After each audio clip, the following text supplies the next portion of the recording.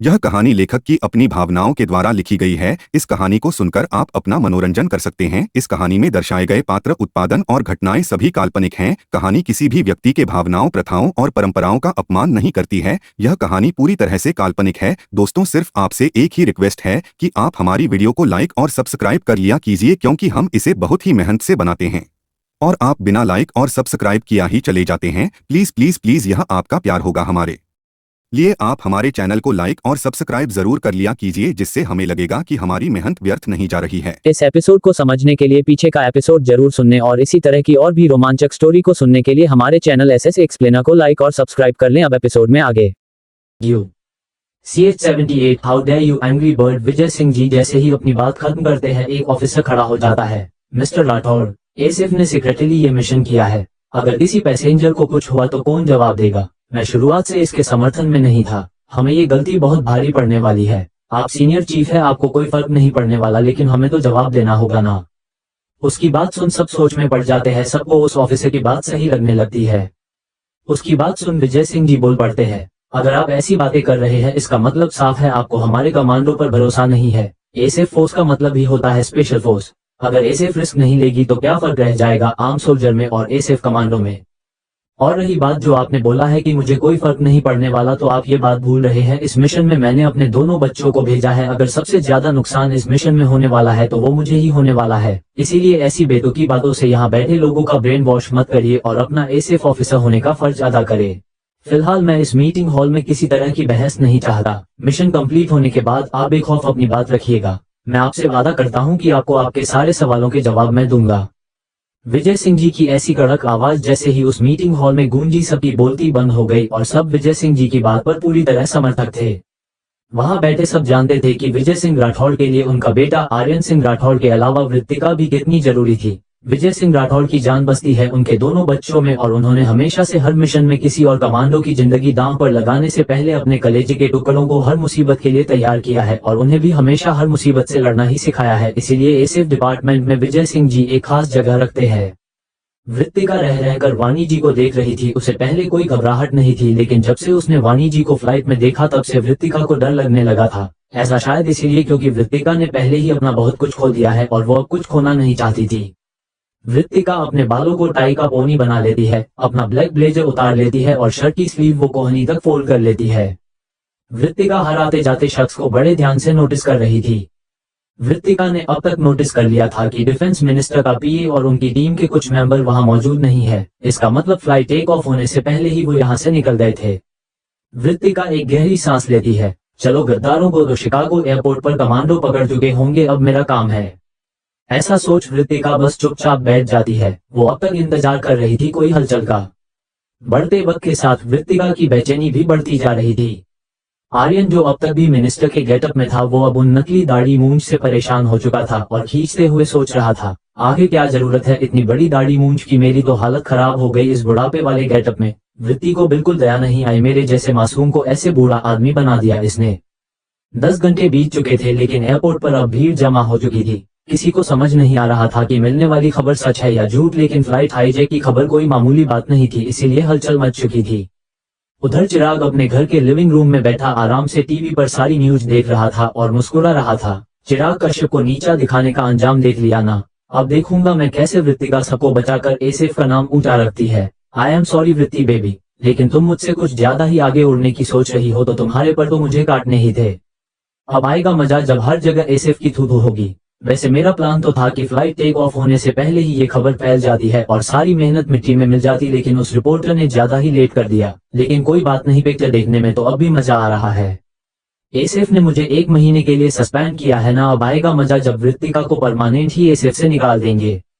ऐसा बोल चिराग पागलों की तरह हंसता है। तभी चिराग के कानों में पीछे कुछ टूटने की आवाज आती है तो चिराग हैरानी से पीछे पलटता है तो उसकी आंखें बड़ी हो जाती है। जयदीप कश्यप गुस्से में खड़े चिराग को ही घूर रहे थे और उनकी नजर चिराग के साथ साथ एलईडी में चल रही न्यूज पर थी। जयदीप कश्यप अपने हाथ में पकड़ा फोन गुस्से में एलईडी पर दे मारते हैं, जिससे फोन चकनाचूर होकर जमीन पर गिर जाता है और एलईडी की स्क्रीन भी टूटकर बंद हो जाती है।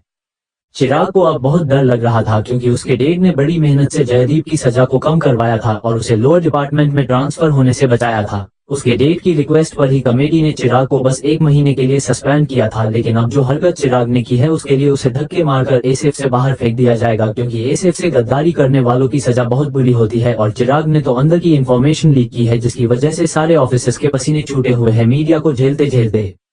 जयदीप जी गुस्से में चिराग के पास आते हैं और उस पर जोर से चिल्लाते हैं, तो ये घटिया हरकत तुम्हारी है।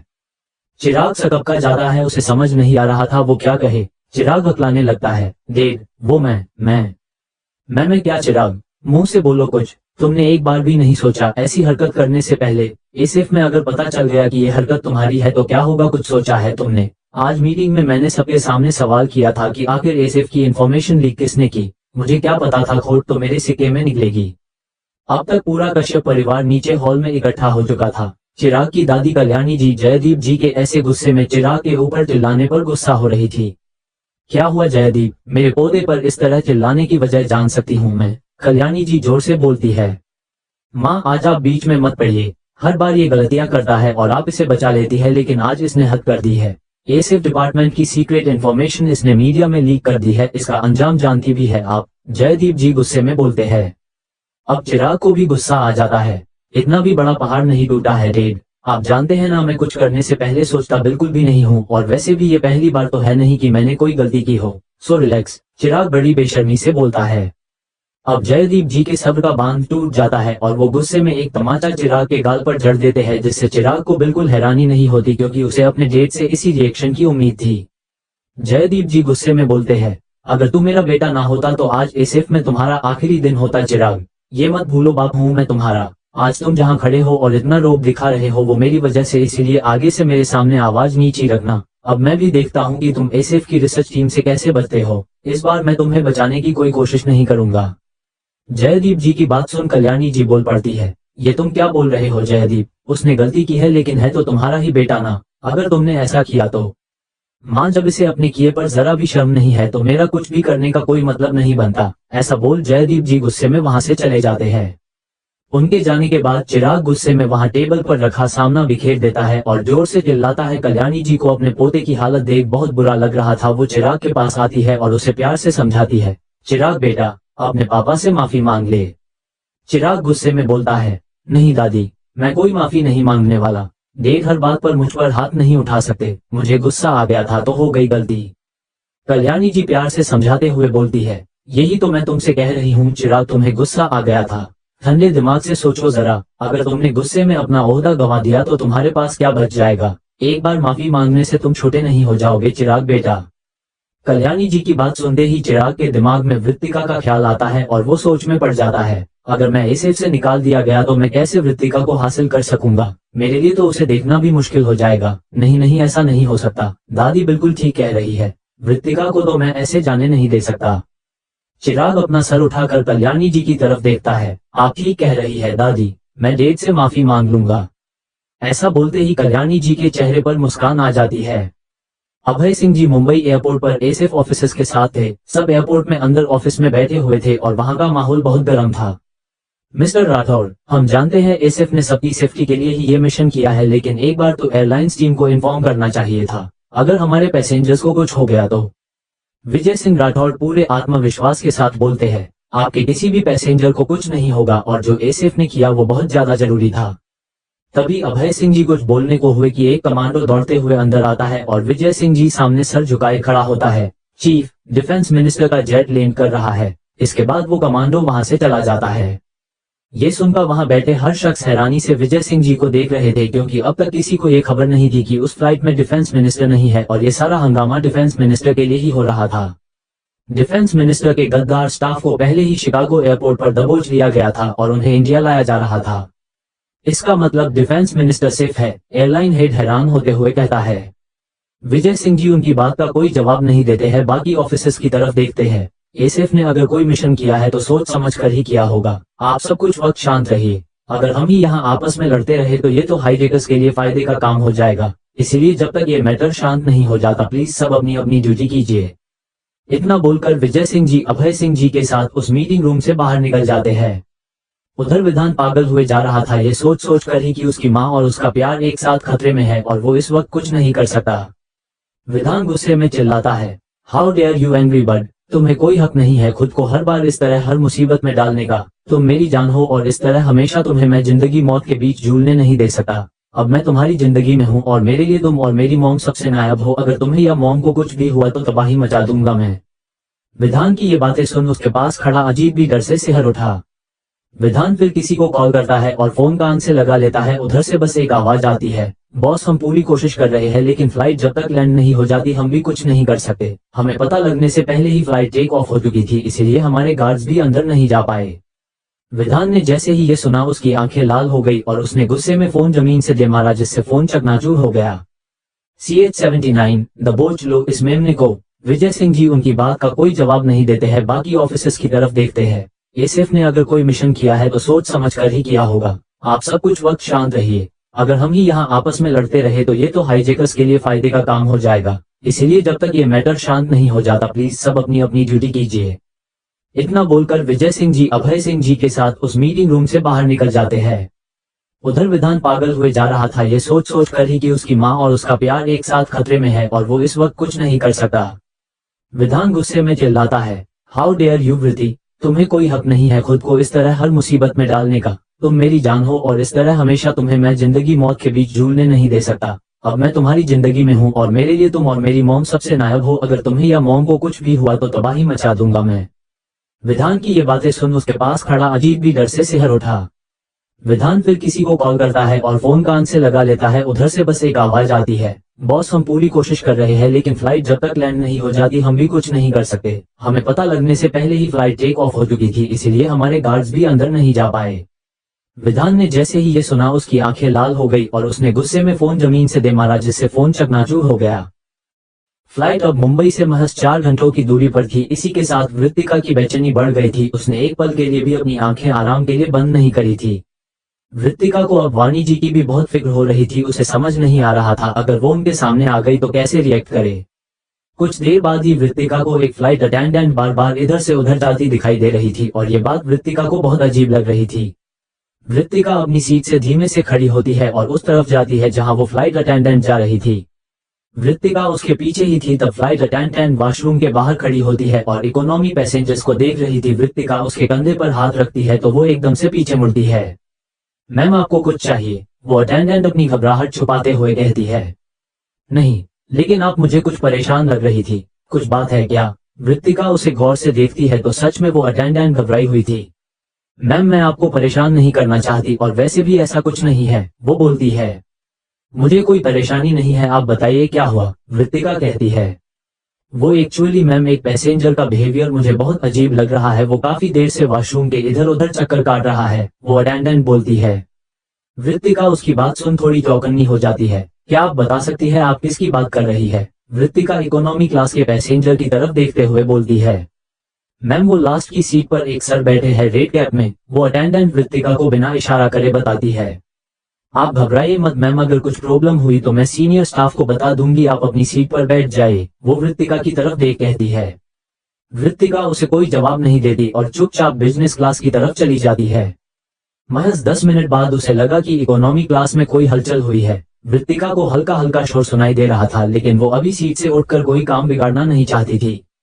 तभी एकदम से बिजनेस क्लास का डोर खुलता है और 2 आदमी हाथों में गन लिए सामने खड़े हो जाते हैं। उसे देख बिजनेस क्लास के पैसेंजर डर जाते हैं और वो चिल्लाने को होते हैं। तभी उनमें से एक आदमी बोलता है, अगर किसी ने चूकी भी आवाज निकाली तो गोली उसकी खोपड़ी के पार होगी, इसीलिए चुपचाप जैसा बोल रहे हैं वैसा करो। उसकी बात सुन मानो सबकी जुबान हलक में ही चिपक कर रह गई और वहां ऐसा माहौल हो गया मानो उस गन वाले के अलावा कोई नहीं है। लेकिन उन सब में वृत्तिका सबसे शांत थी और आर्यन जो आगे बैठा हुआ था वो ये शांति महसूस कर पा रहा था। वो समझ चुका था कि तूफान आने वाला है। इस एपिसोड को समझने के लिए पीछे का एपिसोड जरूर सुनने और इसी तरह की और भी रोमांचक स्टोरी को सुनने के लिए हमारे चैनल एसएस एक्सप्लेनर को लाइक और सब्सक्राइब कर लें। अब एपिसोड में आगे। लेकिन सब इतने डरे हुए थे कि मानो सबके पैर जम गए थे, कोई हिला भी नहीं। तभी जो आदमी जोर से चिल्लाया, 1 मिनट में तुम सब नहीं उठे तो एक एक को गोली मार दूंगा। उसकी बात सुनते ही सब एक झटके में खड़े हो जाते हैं। तभी वो आदमी सबसे आगे मिनिस्टर के गेट अप में बैठे आर्यन की तरफ झुककर बोलता है, और मिनिस्टर सर, आपके लिए तो हमने इतना कुछ प्लान किया है, आपकी तो हम एक्स्ट्रा खातिरदारी करेंगे। अब जरा अपना ये नकाब हटा दीजिए। आर्यन को थोड़ी घबराहट जरूर थी कि वो उसे पहचान न ले, क्योंकि आर्यन तब तक उन लोगों के सामने नहीं आना चाहता था जब तक पता न चल जाए कि वहाँ कितने लोग हैं। आर्यन धीरे से मास्क हटा देता है। उन सब आदमियों ने मिनिस्टर सर को इतने करीब से नहीं देख रखा था, इसलिए वो मिनिस्टर के गेट अप में बैठे आर्यन को पहचान नहीं पाते। फिर वो बोलते हैं, मिनिस्टर सर अब आप भी यहाँ से उठ जाइए, बहुत हुआ वीआईपी ट्रीटमेंट, अब जरा आम आदमी की तरह बैठ जाइए। इतना बोल वो सबके सामने देख बोलता है, सबके सब एक लाइन में यहाँ से इकोनॉमी क्लास की तरफ चले, अगर किसी ने होशियारी करने की कोशिश की तो गोलियों से भून डालूंगा। सब डरते हुए वहां से निकलने लगते हैं। वाणी जी बहुत ज्यादा घबरा रही थी और वो पैनिक हो रही थी। उसी लाइन में चलते हुए जब वाणी जी वृत्तिका की सीट के करीब से गुजरती है तो वृत्तिका ठीक उनके पीछे खड़ी हो जाती है। वृत्तिका समझ गई थी कि वाणी जी पैनिक हो रही थी, इसीलिए वो धीरे से पीछे से वाणी जी का हाथ पकड़ लेती है। वाणी जी एकदम से घबरा जाती है, लेकिन उन लोगों के डर की वजह से वाणी जी पीछे भी नहीं देख पा रही थी। वृत्तिका धीरे से आगे गर्दन झुकाती है और फिर धीरे से बोलती है, रिलैक्स आंटी, ट्रस्ट मी, कुछ नहीं होगा, इस तरह पैनिक मत होइए। वाणी जी जो एकदम से घबरा गई थी, उसके कानों में जैसे ही ये आवाज पड़ी उन्हें समझते देर नहीं लगी कि ये आवाज किसकी है। वाणी जी को जहाँ घबराहट हो रही थी वही सुकून भी मिल रहा था, लेकिन वो बहुत ज्यादा डर गई थी कि उनके साथ वृत्तिका भी इस मुसीबत में पड़ गई। उन्हें इस बात का अंदाजा नहीं था कि वृत्तिका खुद इस मुसीबत के लिए तैयार होकर यहाँ आई है। इकोनॉमी क्लास में सारे बिजनेस क्लास के पैसेंजर को खाली सीट्स में शिफ्ट किया जा रहा था, क्योंकि वहाँ हाईजेकर्स 4 लोग थे और एक ही जगह पर सारे लोगों के होने से सबको कंट्रोल करना आसान था उनके लिए। जब वहाँ बच्चों के और औरतों के रोने की आवाज आ रही थी तो वो हाईजेकर्स जोर से चिल्लाते हैं, खबरदार जो यहाँ किसी रोने की आवाज भी आई तो तुम्हारा दुखड़ा सुनने को नहीं बैठे हम यहाँ। उसकी ऐसी सख्त आवाज सुन वहाँ बैठे लोग सुन्न हो जाते हैं। फिर उनमें से एक आदमी जोर चिल्लाता है और अपने साथ के आदमी को ऑर्डर देता है, सबके पासपोर्ट ले लो और देखो यहाँ कोई बड़े बाप की औलाद तो नहीं। वैसे तो हमारे लिए ये मिनिस्टर ही काफी है, लेकिन फिर भी आखिर हलाल करने को बकरा तो होना ही चाहिए ना। उसका ऑर्डर पाकर वो एक आदमी सबके पास जाकर पासपोर्ट इकट्ठे करने लग जाता है। वृत्तिका वाणी जी के पास ही बैठी हुई थी। वृत्तिका वाणी जी को अपने पास का पासपोर्ट पकड़ा देती है और धीरे से कहती है, आंटी आपका पासपोर्ट मुझे दो। वृत्तिका को पता था वाणी जी के पास वीआईपी पासपोर्ट है जो गिने चुने लोगों के ही होता है, इसीलिए वाणी जी का पता अगर उन लोगों को लगा तो प्रॉब्लम हो सकती है। वृत्तिका अपना पासपोर्ट उन्हें पकड़ा देती है। वाणी जी को समझ नहीं आ रहा था कि वृत्तिका कहना क्या चाहती है, लेकिन फिर भी उन्होंने वृत्तिका की बात मान अपना पासपोर्ट पकड़ा दिया। पासपोर्ट इकट्ठे करने वाला आदमी किसी का पासपोर्ट चेक नहीं कर रहा था, बस पासपोर्ट लेकर एक बैग में डाल रहा था। धीरे धीरे वो वृत्तिका और वाणी जी की सीट के करीब पहुंच जाता है। वाणी जी डरते हुए वृत्तिका का दिया पासपोर्ट उस बैग में डाल देती है और वृत्तिका ने जो जानबूझकर एक दूसरा पासपोर्ट कैरी किया था उसे उसकी तरफ बढ़ा देती है। वो पासपोर्ट असली नहीं था, लेकिन दिखने में बिल्कुल वीआईपी पासपोर्ट की तरह था। उसमें वृत्तिका का नाम अनीशा सिंघल था, जो वृत्तिका ने अपने वापसी के प्लान के लिए रखा था। हाईजेकर्स का पूरा ध्यान बाकी पैसेंजर से हटाकर अपने ऊपर करने के लिए, और वृत्तिका ने जो पासपोर्ट वाणी जी को दिया था वो प्रीति सक्सेना का था, जिसे वो गलती से साथ ले आई थी क्योंकि वृत्तिका ने एयरपोर्ट पर एंट्री अनीशा सिंघल के रूप में ही की थी। वृत्तिका ने जैसे ही उसकी तरफ पासपोर्ट बढ़ाया, वो आदमी हैरानी से उस पासपोर्ट की तरफ देखता है और जोर से चिल्ला देता है, हलाल होने के लिए बकरा मिल गया। उसकी बात सुन उनका बॉस जल्दी से वहां आता है और वृत्तिका की तरफ देखता है। बकरा नहीं, मेमना मिला है, दबोच लो इस मेमने को। ऐसा बोलते ही वो आदमी जो पासपोर्ट इकट्ठे कर रहा था वो बैग बंद कर वृत्तिका की गर्दन पकड़ उसे सीट से खड़ा कर लेता है और अपने साथ आगे की तरफ ले जाने लगता है। उधर एयरपोर्ट पर हाई अलर्ट हो चुका था, क्योंकि खबर मिल चुकी थी कि फ्लाइट हाईजैक कर ली गई है। हर तरफ मीडिया का जमावड़ा था। तभी एयरपोर्ट के बाहर लंबी गाड़ियों की कतार लगी, जिसमें से बहुत से गार्ड बाहर आते हैं। उनके बाहर आते ही एक गार्ड दरवाजा खोलता है तो विधान बाहर निकलता है और अपने कदम एयरपोर्ट के अंदर बढ़ा देता है। विधान मीडिया के बीच बहुत कम आता था, इसीलिए जब मीडिया की नजर विधान सिंह आहूजा पर पड़ी तो वो उसकी तस्वीरें लेने को आगे बढ़ने की कोशिश कर रहे थे, लेकिन विधान के गार्ड के होते हुए उस तक किसी का पहुंचना नामुमकिन था। तब विधान को जाते ही कैप्चर करते हुए एक रिपोर्टर अपने कैमरे की तरफ देख न्यूज बनाने लगता है। तो अभी हम मुंबई एयरपोर्ट के हालात देख सकते हैं, और अब यहाँ द ग्रेट बिजनेस टाइकून विधान सिंह आहूजा भी पहुंच चुके हैं। खबर मिली है कि इस हाईजैक फ्लाइट में वाणी सिंह आहूजा भी मौजूद है। तब एक दूसरा रिपोर्टर बोलने लगता है, यहाँ पहले एसेफ गार्ड को देख अंदाजा लगाया जा सकता है कि यहाँ का माहौल इस वक्त कितना गंभीर है। खबर मिली है कि एसेफ को इस हमले का पहले से ही अंदाजा था, लेकिन फिलहाल पूरा एसेफ डिपार्टमेंट चुप्पी साधे हुए है। आगे इस चुप्पी का अंजाम देखने को हमारे न्यूज चैनल के साथ बने रहिए। विधान तेज कदमों से एयरपोर्ट के मीटिंग हॉल में जाता है, जहां सीनियर ऑफिसर बैठे हुए थे और पायलट से कांटेक्ट करने की कोशिश कर रहे थे। विधान को देख अभय सिंह जी को बिल्कुल हैरानी नहीं होती, क्योंकि उन्हें विधान के इस बर्ताव की उम्मीद थी। आखिर वाणी जी को वो मुसीबत में कैसे देख सकता था। विधान की जान बसती थी उसकी फैमिली में, और तो और उस फ्लाइट में वृत्तिका थी, और कहीं ना कहीं अभय सिंह जी को वृत्तिका के लिए विधान की फीलिंग्स का अंदाजा था। विधान गुस्से में मीटिंग हॉल में खड़ा होता है जहां सब उसे ही देख रहे थे। वो मीटिंग सीनियर ऑफिसर की थी लेकिन कोई कुछ नहीं कह सकता था क्योंकि एक तो विधान अभय सिंह जी का पोता था और इसके अलावा विधान का ओहदा ही काफी था सबकी बोलती बंद करने को। तभी एक ऑफिसर जोर से चिल्लाता है, हाईजैकर्स ने हमसे कनेक्ट किया है। उसकी बात सुन विधान भी जल्दी से उस तरफ भागता है जहां वो फ्लाइट से कांटेक्ट कर रहा था। विधान एकदम उसके करीब खड़ा हुआ था और सब हाईजैकर्स के बोलने का इंतजार कर रहे थे। तभी दूसरी तरफ से आवाज आती है, सुनो सभी, तुम्हारे मिनिस्टर सर और उनके साथ सारे पैसेंजर इस वक्त हमारे कब्जे में है और अगर तुम सब इन्हें जिंदा देखना चाहते हो तो तुम सबकी भलाई इसी में है कि हमारी बात मान लो वरना आज लाशें बिछेगी। तब वो थोड़ा रुक कर बोलता है, हाफिज खां और रहमत खां को जल्दी से रिहा कर दो वरना तुम्हारे प्यारे यात्रियों को एक लंबी यात्रा पर पहुंचा देंगे। और हाँ, एक और बात, हमें अंदाजा नहीं था इस फ्लाइट में मिनिस्टर के अलावा हमें एक और सोने की अंडा देने वाली मुर्गी मिलेगी। उसकी बात सुन विधान के साथ साथ वहां बैठे सबके दिल में एक डर बैठ जाता है कि वानी जी को उन लोगों ने पकड़ा है। तब वो आदमी जोर से बोलता है, ए जल्दी से अपना नाम बता इनको और बोल दे अगर इन्होंने जल्दी से हमारी बात नहीं मानी तो हम तुम्हारा क्या हाल करेंगे। उस हाईजैकर की ऐसी आवाज सुन विधान की मुठिया कस जाती है। आखिर हिम्मत कैसे हुई इसकी मेरी मॉम से इस तरह बात करने की, एक बार ये मेरे हाथ लग जाए जहन्नुम से भी बदतर मौत दूंगा इसे मैं। विधान का गुस्सा देख अभय सिंह जी उसके दिलो दिमाग का हाल अच्छे से समझ पा रहे थे लेकिन वो भी इस वक्त कुछ नहीं कर सकते थे क्योंकि अगर लड़ाई जमीन की होती तो वो कुछ कर भी पाते लेकिन फ्लाइट के पैसेंजर्स की जान वो खतरे में नहीं डाल सकते थे। तब वो आदमी जोर से बोलता है, ए जल्दी से अपना नाम बता वरना यही तेरी लाश मिलेगी सबको। उसकी ऐसी आवाज सुन वहां सब थोड़ा डर जाते हैं। तभी सबके कानों में एक आवाज आती है जो थोड़ी घबराई हुई सी लग रही थी, सर मेरा नाम अनीशा सिंघल है, सिंगल डिजाइनर्स के ओनर की बेटी हूं मैं, इनकी बात मान ले सर, सिर्फ 1 घंटा है हमारे पास प्लीज। वहां खड़ा हर एक शख्स ये आवाज सुनकर शॉक था क्योंकि किसी को पता नहीं था कि मिनिस्टर सर और वानी सिंह आहूजा के अलावा भी फ्लाइट में कोई वीआईपी पैसेंजर है। सबको साथ ही इस बात की भी हैरानी हो रही थी कि इन्हें वानी सिंह आहूजा के बारे में पता नहीं चला।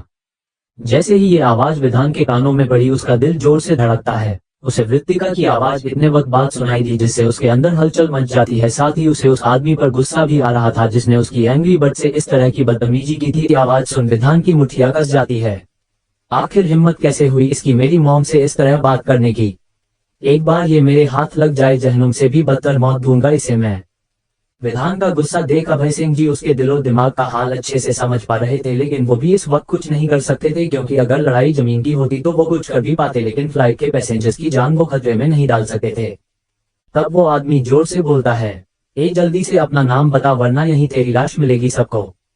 उसकी ऐसी आवाज सुन वहां सब थोड़ा डर जाते हैं। तभी सबके कानों में एक आवाज आती है जो थोड़ी घबराई हुई सी लग रही थी, सर मेरा नाम अनीशा सिंघल है, सिंगल डिजाइनर्स के ओनर की बेटी हूं मैं, इनकी बात मान ले सर, सिर्फ 1 घंटा है हमारे पास प्लीज। ए लड़की बस बहुत हो गया, अब ज्यादा बक करी ना तो यही खोपड़ी में गोली घुसा दूंगा। उस हाईजैकर की आवाज आती है। वहां खड़ा हर एक शख्स ये आवाज सुनकर शॉक था क्योंकि किसी को पता नहीं था कि मिनिस्टर सर और वानी सिंह आहूजा के अलावा भी फ्लाइट में कोई वीआईपी पैसेंजर है। सबको साथ ही इस बात की भी हैरानी हो रही थी कि इन्हें वानी सिंह आहूजा के बारे में पता नहीं चला। जैसे ही ये आवाज विधान के कानों में पड़ी उसका दिल जोर से धड़कता है। उसे वृत्तिका की आवाज इतने वक्त बाद सुनाई दी जिससे उसके अंदर हलचल मच जाती है। साथ ही उसे उस आदमी पर गुस्सा भी आ रहा था जिसने उसकी एंग्री बर्ड से इस तरह की बदतमीजी की थी। वहां खड़ा हर एक शख्स इसी परेशानी में था कि आखिर ये अनीशा सिंघल है कौन। वही वहां खड़े विजय सिंह जी ने जैसे ही वृत्तिका की आवाज सुनी वो मुस्कुरा उठे और उनकी जितनी भी परेशानी थी वो छूमंतर हो गई। वृत्तिका ने इनडायरेक्टली उन्हें ये सिग्नल दे दिया था कि वो 1 घंटे में अपना काम खत्म कर देगी। वहां खड़ा सारा एयरलाइन स्टाफ अनीशा सिंघल की डिटेल निकाल रहा था। वही एयरलाइन का हेड परेशान होकर खड़ा था। ओह गॉड, पहले ही वानी सिंह आहूजा की सेफ्टी को लेकर हंगामा मचा हुआ है, अब एक और वीआईपी पैसेंजर मिला है। अगर इन दोनों को कुछ हुआ तो मेरी एयरलाइन तो बर्बाद हो जाएगी। विधान सिंह आहूजा की तो आंखों की तरफ देखने की भी हिम्मत नहीं है मेरी। वही जब सब तरफ हल्ला मचा हुआ था और किसी को भी अनीशा सिंघल नाम की किसी लड़की की डिटेल नहीं मिली जिसके सिंघल खानदान का बड़ा बिजनेस हो, तब विजय सिंह जी सबको शांत करते हैं। रिलैक्स, इतना हाइपर होने की जरूरत नहीं है, ये बस एक सिग्नल था, कोई अनीशा सिंघल उस फ्लाइट में नहीं है। उनकी बात सुन सब एकदम से रुक जाते हैं और हैरानी से विजय सिंह जी की तरफ देखने लग जाते हैं। विधान जिसे पहले ही इस बात का अंदाजा था कि विजय सिंह जी क्या कहने वाले हैं, इसीलिए वो शांत होकर रोलिंग चेयर पर बैठ गया, लेकिन वहां खड़े स्टाफ को उसकी इस शांति से भी डर लग रहा था। विजय सिंह जी बोलते हैं, हमारे कमांडो ने अपना काम शुरू कर दिया है, बहुत जल्दी आप सबको गुड न्यूज मिलेगी। कोई अनीशा सिंघल नहीं बल्कि अनीशा सिंघल नाम से हमारी SF senior commanding officer Vritika Awasthi flight में मौजूद है और उनके साथ commando Aryan Singh Rathore, commando Jayant Malara, commando Raghav Sharan उसी फ्लाइट में मौजूद है, इसीलिए उनके होते हुए पैसेंजर की फिक्र करने की कोई जरूरत नहीं है। विधान भी अब थोड़ा रिलैक्स था क्योंकि कॉलेज इंसिडेंट के वक्त भले ही वो बेहोश था लेकिन उसने बाद में सारी फुटेज देखी थी और उसे वृतिका की फाइटिंग स्किल्स देख इतना तो समझ आ गया था कि ऐसे चंद हाईजैकर्स वृतिका का बाल भी बांका नहीं कर सकते थे। विधान बड़े ही सीरियस वे में अपनी कोहनी सीट से टीका कर कहीं खोया हुआ था। फाइनली एंग्री बर्ड, आज हमारी मुलाकात का वक्त आ गया है। तुमने आज मुझे बहुत टेंशन दी है, इसकी सजा तुम्हें मिलकर दूंगा। आखिर तुम्हारी बात मान मैं तुमसे दूर रहा लेकिन अब और नहीं। आज तुम मेरे सामने होवोगी और अब मैं तुम्हें दूर नहीं जाने दूंगा। उधर फ्लाइट में जैसे ही एयरलाइन से कांटेक्ट टूटा वो आदमी वृतिका को सबसे आगे वाली सीट पर आर्यन के बगल में धकेल देता है। ए लड़की, यहाँ से हिली तो मारी जाएगी। इतना बोल वो आदमी वहां से सभी पैसेंजर की तरफ बढ़ता है। वृतिका कुछ नहीं बोलती, वो बस शांत थी। वहीं वाणी जी को वृतिका की बहुत फिक्र हो रही थी लेकिन वृतिका ने उन्हें कुछ भी बोलने से मना किया था, इसीलिए वो चुपचाप सीट पर बैठी हुई थी। आर्यन जो वृतिका के बगल में ही बैठा हुआ था धीरे से बोलता है, आगे क्या करना है? वृतिका बोलती है, बस अब जो हमेशा करते हैं उसी का वक्त आ गया। आर्यन थोड़ा झुककर बोलता है, लेकिन इनका एक आदमी पायलट के केबिन में है, अगर हमने यहाँ अभी कुछ किया तो वो उन्हें नुकसान पहुंचा सकता है। वृतिका उसकी बात सुन गहरी सोच में पड़ गई। इसका मतलब पहले केबिन वाले आदमी का काम तमाम करना होगा, मुझे यहाँ से निकलना होगा, लेकिन कैसे? वृतिका की नजर उसके सामने बैठी उस फ्लाइट की फ्लाइट अटेंडेंट पर पड़ी जो बहुत ज्यादा डरी हुई थी। तब वृतिका की नजर वहां उसके पास एक इमरजेंसी अलार्म पर पड़ी। अब वृतिका थोड़ा इंतजार करती है कि उस अटेंडेंट की नजरें उस पर पड़े। प्लीज इधर देखो। तभी एकाएक उस फ्लाइट अटेंडेंट की नजरें वृतिका की नजरों से मिली तो वृतिका ने उसे धीरे से इशारा किया। वो अटेंडेंट समझ नहीं पा रही थी कि क्या करना है। तब वृतिका उस अलार्म की तरफ इशारा करती है तो वो समझ जाती है। उसे बहुत डर लग रहा था लेकिन ना जाने क्यों वृतिका को देख उसे थोड़ी हिम्मत मिलती है और वो जल्दी से सबसे नजरें बचाकर जल्दी से वो बटन प्रेस कर देती है। इस वक्त पूरी फ्लाइट में अलार्म बजने लग जाता है जिससे सारे पैसेंजर और डर जाते हैं। वो आदमी हैरानी से चारों तरफ देखते हैं क्योंकि उन्हें इस बारे में कोई अंदाजा नहीं था। वो जल्दी से सामने की तरफ आते हैं। वो फ्लाइट अटेंडेंट थोड़ी हिम्मत करती है और बोलती है, सर लगता है फ्लाइट के पिछले हिस्से में कोई प्रॉब्लम है, ये आवाज वहीं से आ रही है। वो आदमी एक नजर उस फ्लाइट अटेंडेंट को देखता है तो उसे वो साफ साफ डरी हुई दिखाई दे रही थी। वो उसकी तरफ देखता है, चल आगे बता हमें कहाँ से आ रही है आवाज। वो लड़की अब और डर जाती है क्योंकि उसे एक गन लिए आदमी के साथ जाना था। वो डरते हुए एक नजर वृतिका की तरफ देखती है। वृतिका हल्की सी पलकें झपकाती है तो वो लड़की डरते हुए आगे बढ़ती है। इस वक्त दो आदमी उस एयर होस्टेस के पीछे जा रहे थे और बाकी दो उस तरफ देख रहे थे, इसीलिए वृतिका जल्दी से खड़ी हो जाती है और नीचे झुककर वहां से बाहर की तरफ आ जाती है। बाकी पैसेंजर की नजरें इस तरह जाती हुई वृतिका पर पड़ती है लेकिन क्यों चूंकि आवाज भी नहीं करता।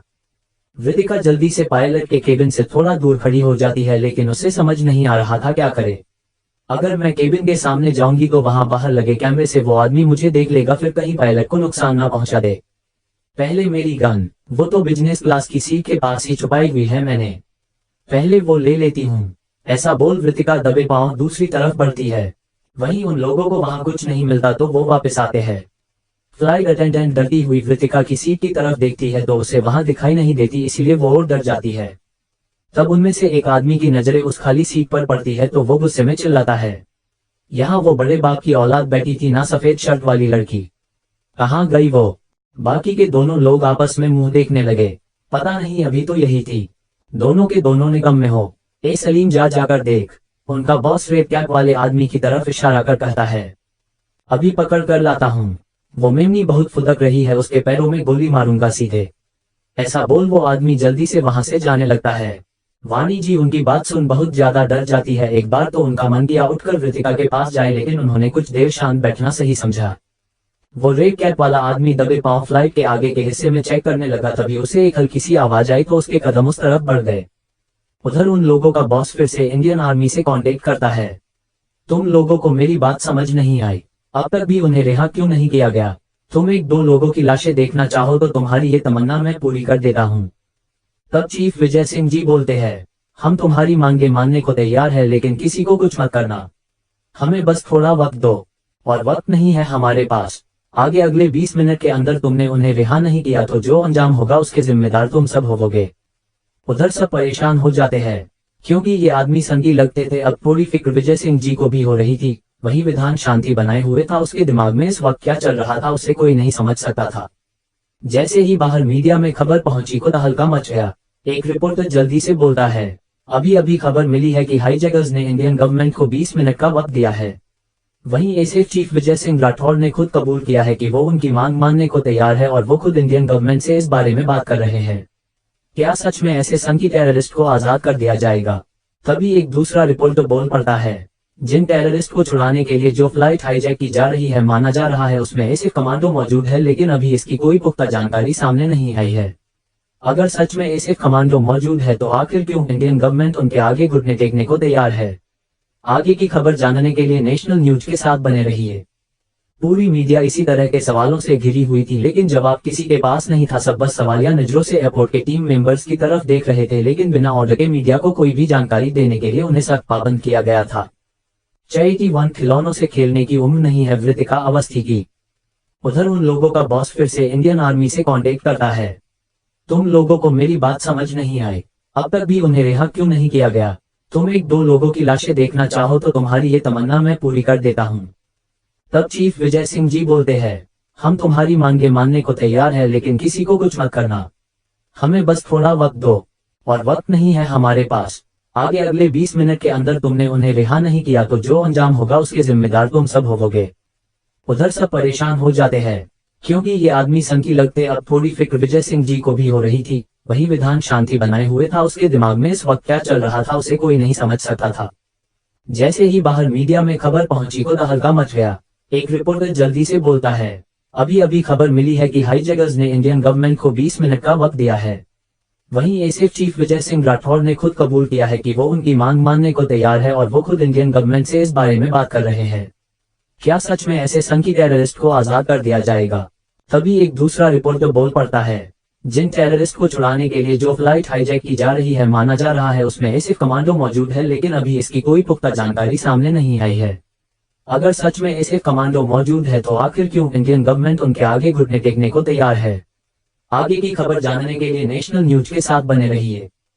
पूरी मीडिया इसी तरह के सवालों से घिरी हुई थी, लेकिन जवाब किसी के पास नहीं था। सब बस सवालिया नजरों से एयरपोर्ट के टीम मेंबर्स की तरफ देख रहे थे, लेकिन बिना ऑर्डर के मीडिया को कोई भी जानकारी देने के लिए उन्हें सख्त पाबंद किया गया था। वृतिका जो इस वक्त बिजनेस क्लास में थी, अचानक उसे एहसास हुआ कि कोई उसके पीछे खड़ा है। वृतिका की पीठ दूसरी तरफ थी और वृतिका के चेहरे पर एक टेढ़ी स्माइल आ गई। फिर अगले ही पल वृतिका के चेहरे पर भयानक गुस्सा उतर आया। वो धीरे से पीछे पलटती है तो उसके पीछे वही रेड कैप वाला आदमी था। वो वृतिका को देख बोलता है, ए लड़की, ज्यादा चर्बी चढ़ रही है तेरे, किससे पूछकर यहाँ आई तू? वृतिका उसकी बात का कोई जवाब नहीं देती, बस उसे घूर कर देख रही थी, जिसे देख उस आदमी का पारा हाई हो गया और वो जोर से बोला, ये नजरें नीचे कर ऐसे घूर कर क्या देख रही है? फिर वो गुस्से में वृतिका का हाथ पकड़कर उसे लगभग मानो घसीटते हुए ले जाने को कोशिश करता है।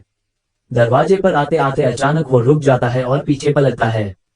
वृतिका ने अपना एक हाथ दरवाजे पर रख दिया था और वो आदमी वृतिका को खींचने की कोशिश कर रहा था। ये हाथ हटा, देख अगर मेरी सटक गई ना तो अभी तेरी लाश यहाँ कोने में पड़ी मिलेगी। मेरा सब्र मत आजमा, चुपचाप हाथ हटा यहाँ से और चल। लेकिन वृतिका उसकी एक नहीं सुनी और अगले ही पल वो उस आदमी ने जो उसका हाथ पकड़ रखा था उसे जोर से खींचती है तो वो आदमी जोर से पीछे जाकर गिरता है। वृतिका एक लात देकर दरवाजा लगा देती है। वो आदमी थोड़ा घबरा जरूर जाता है और अगले ही पल खड़ा होकर वृतिका पर बंदूक तान देता है। बहुत हो गया, ज्यादा अकड़ दिखा रही है ना, अब तू देख।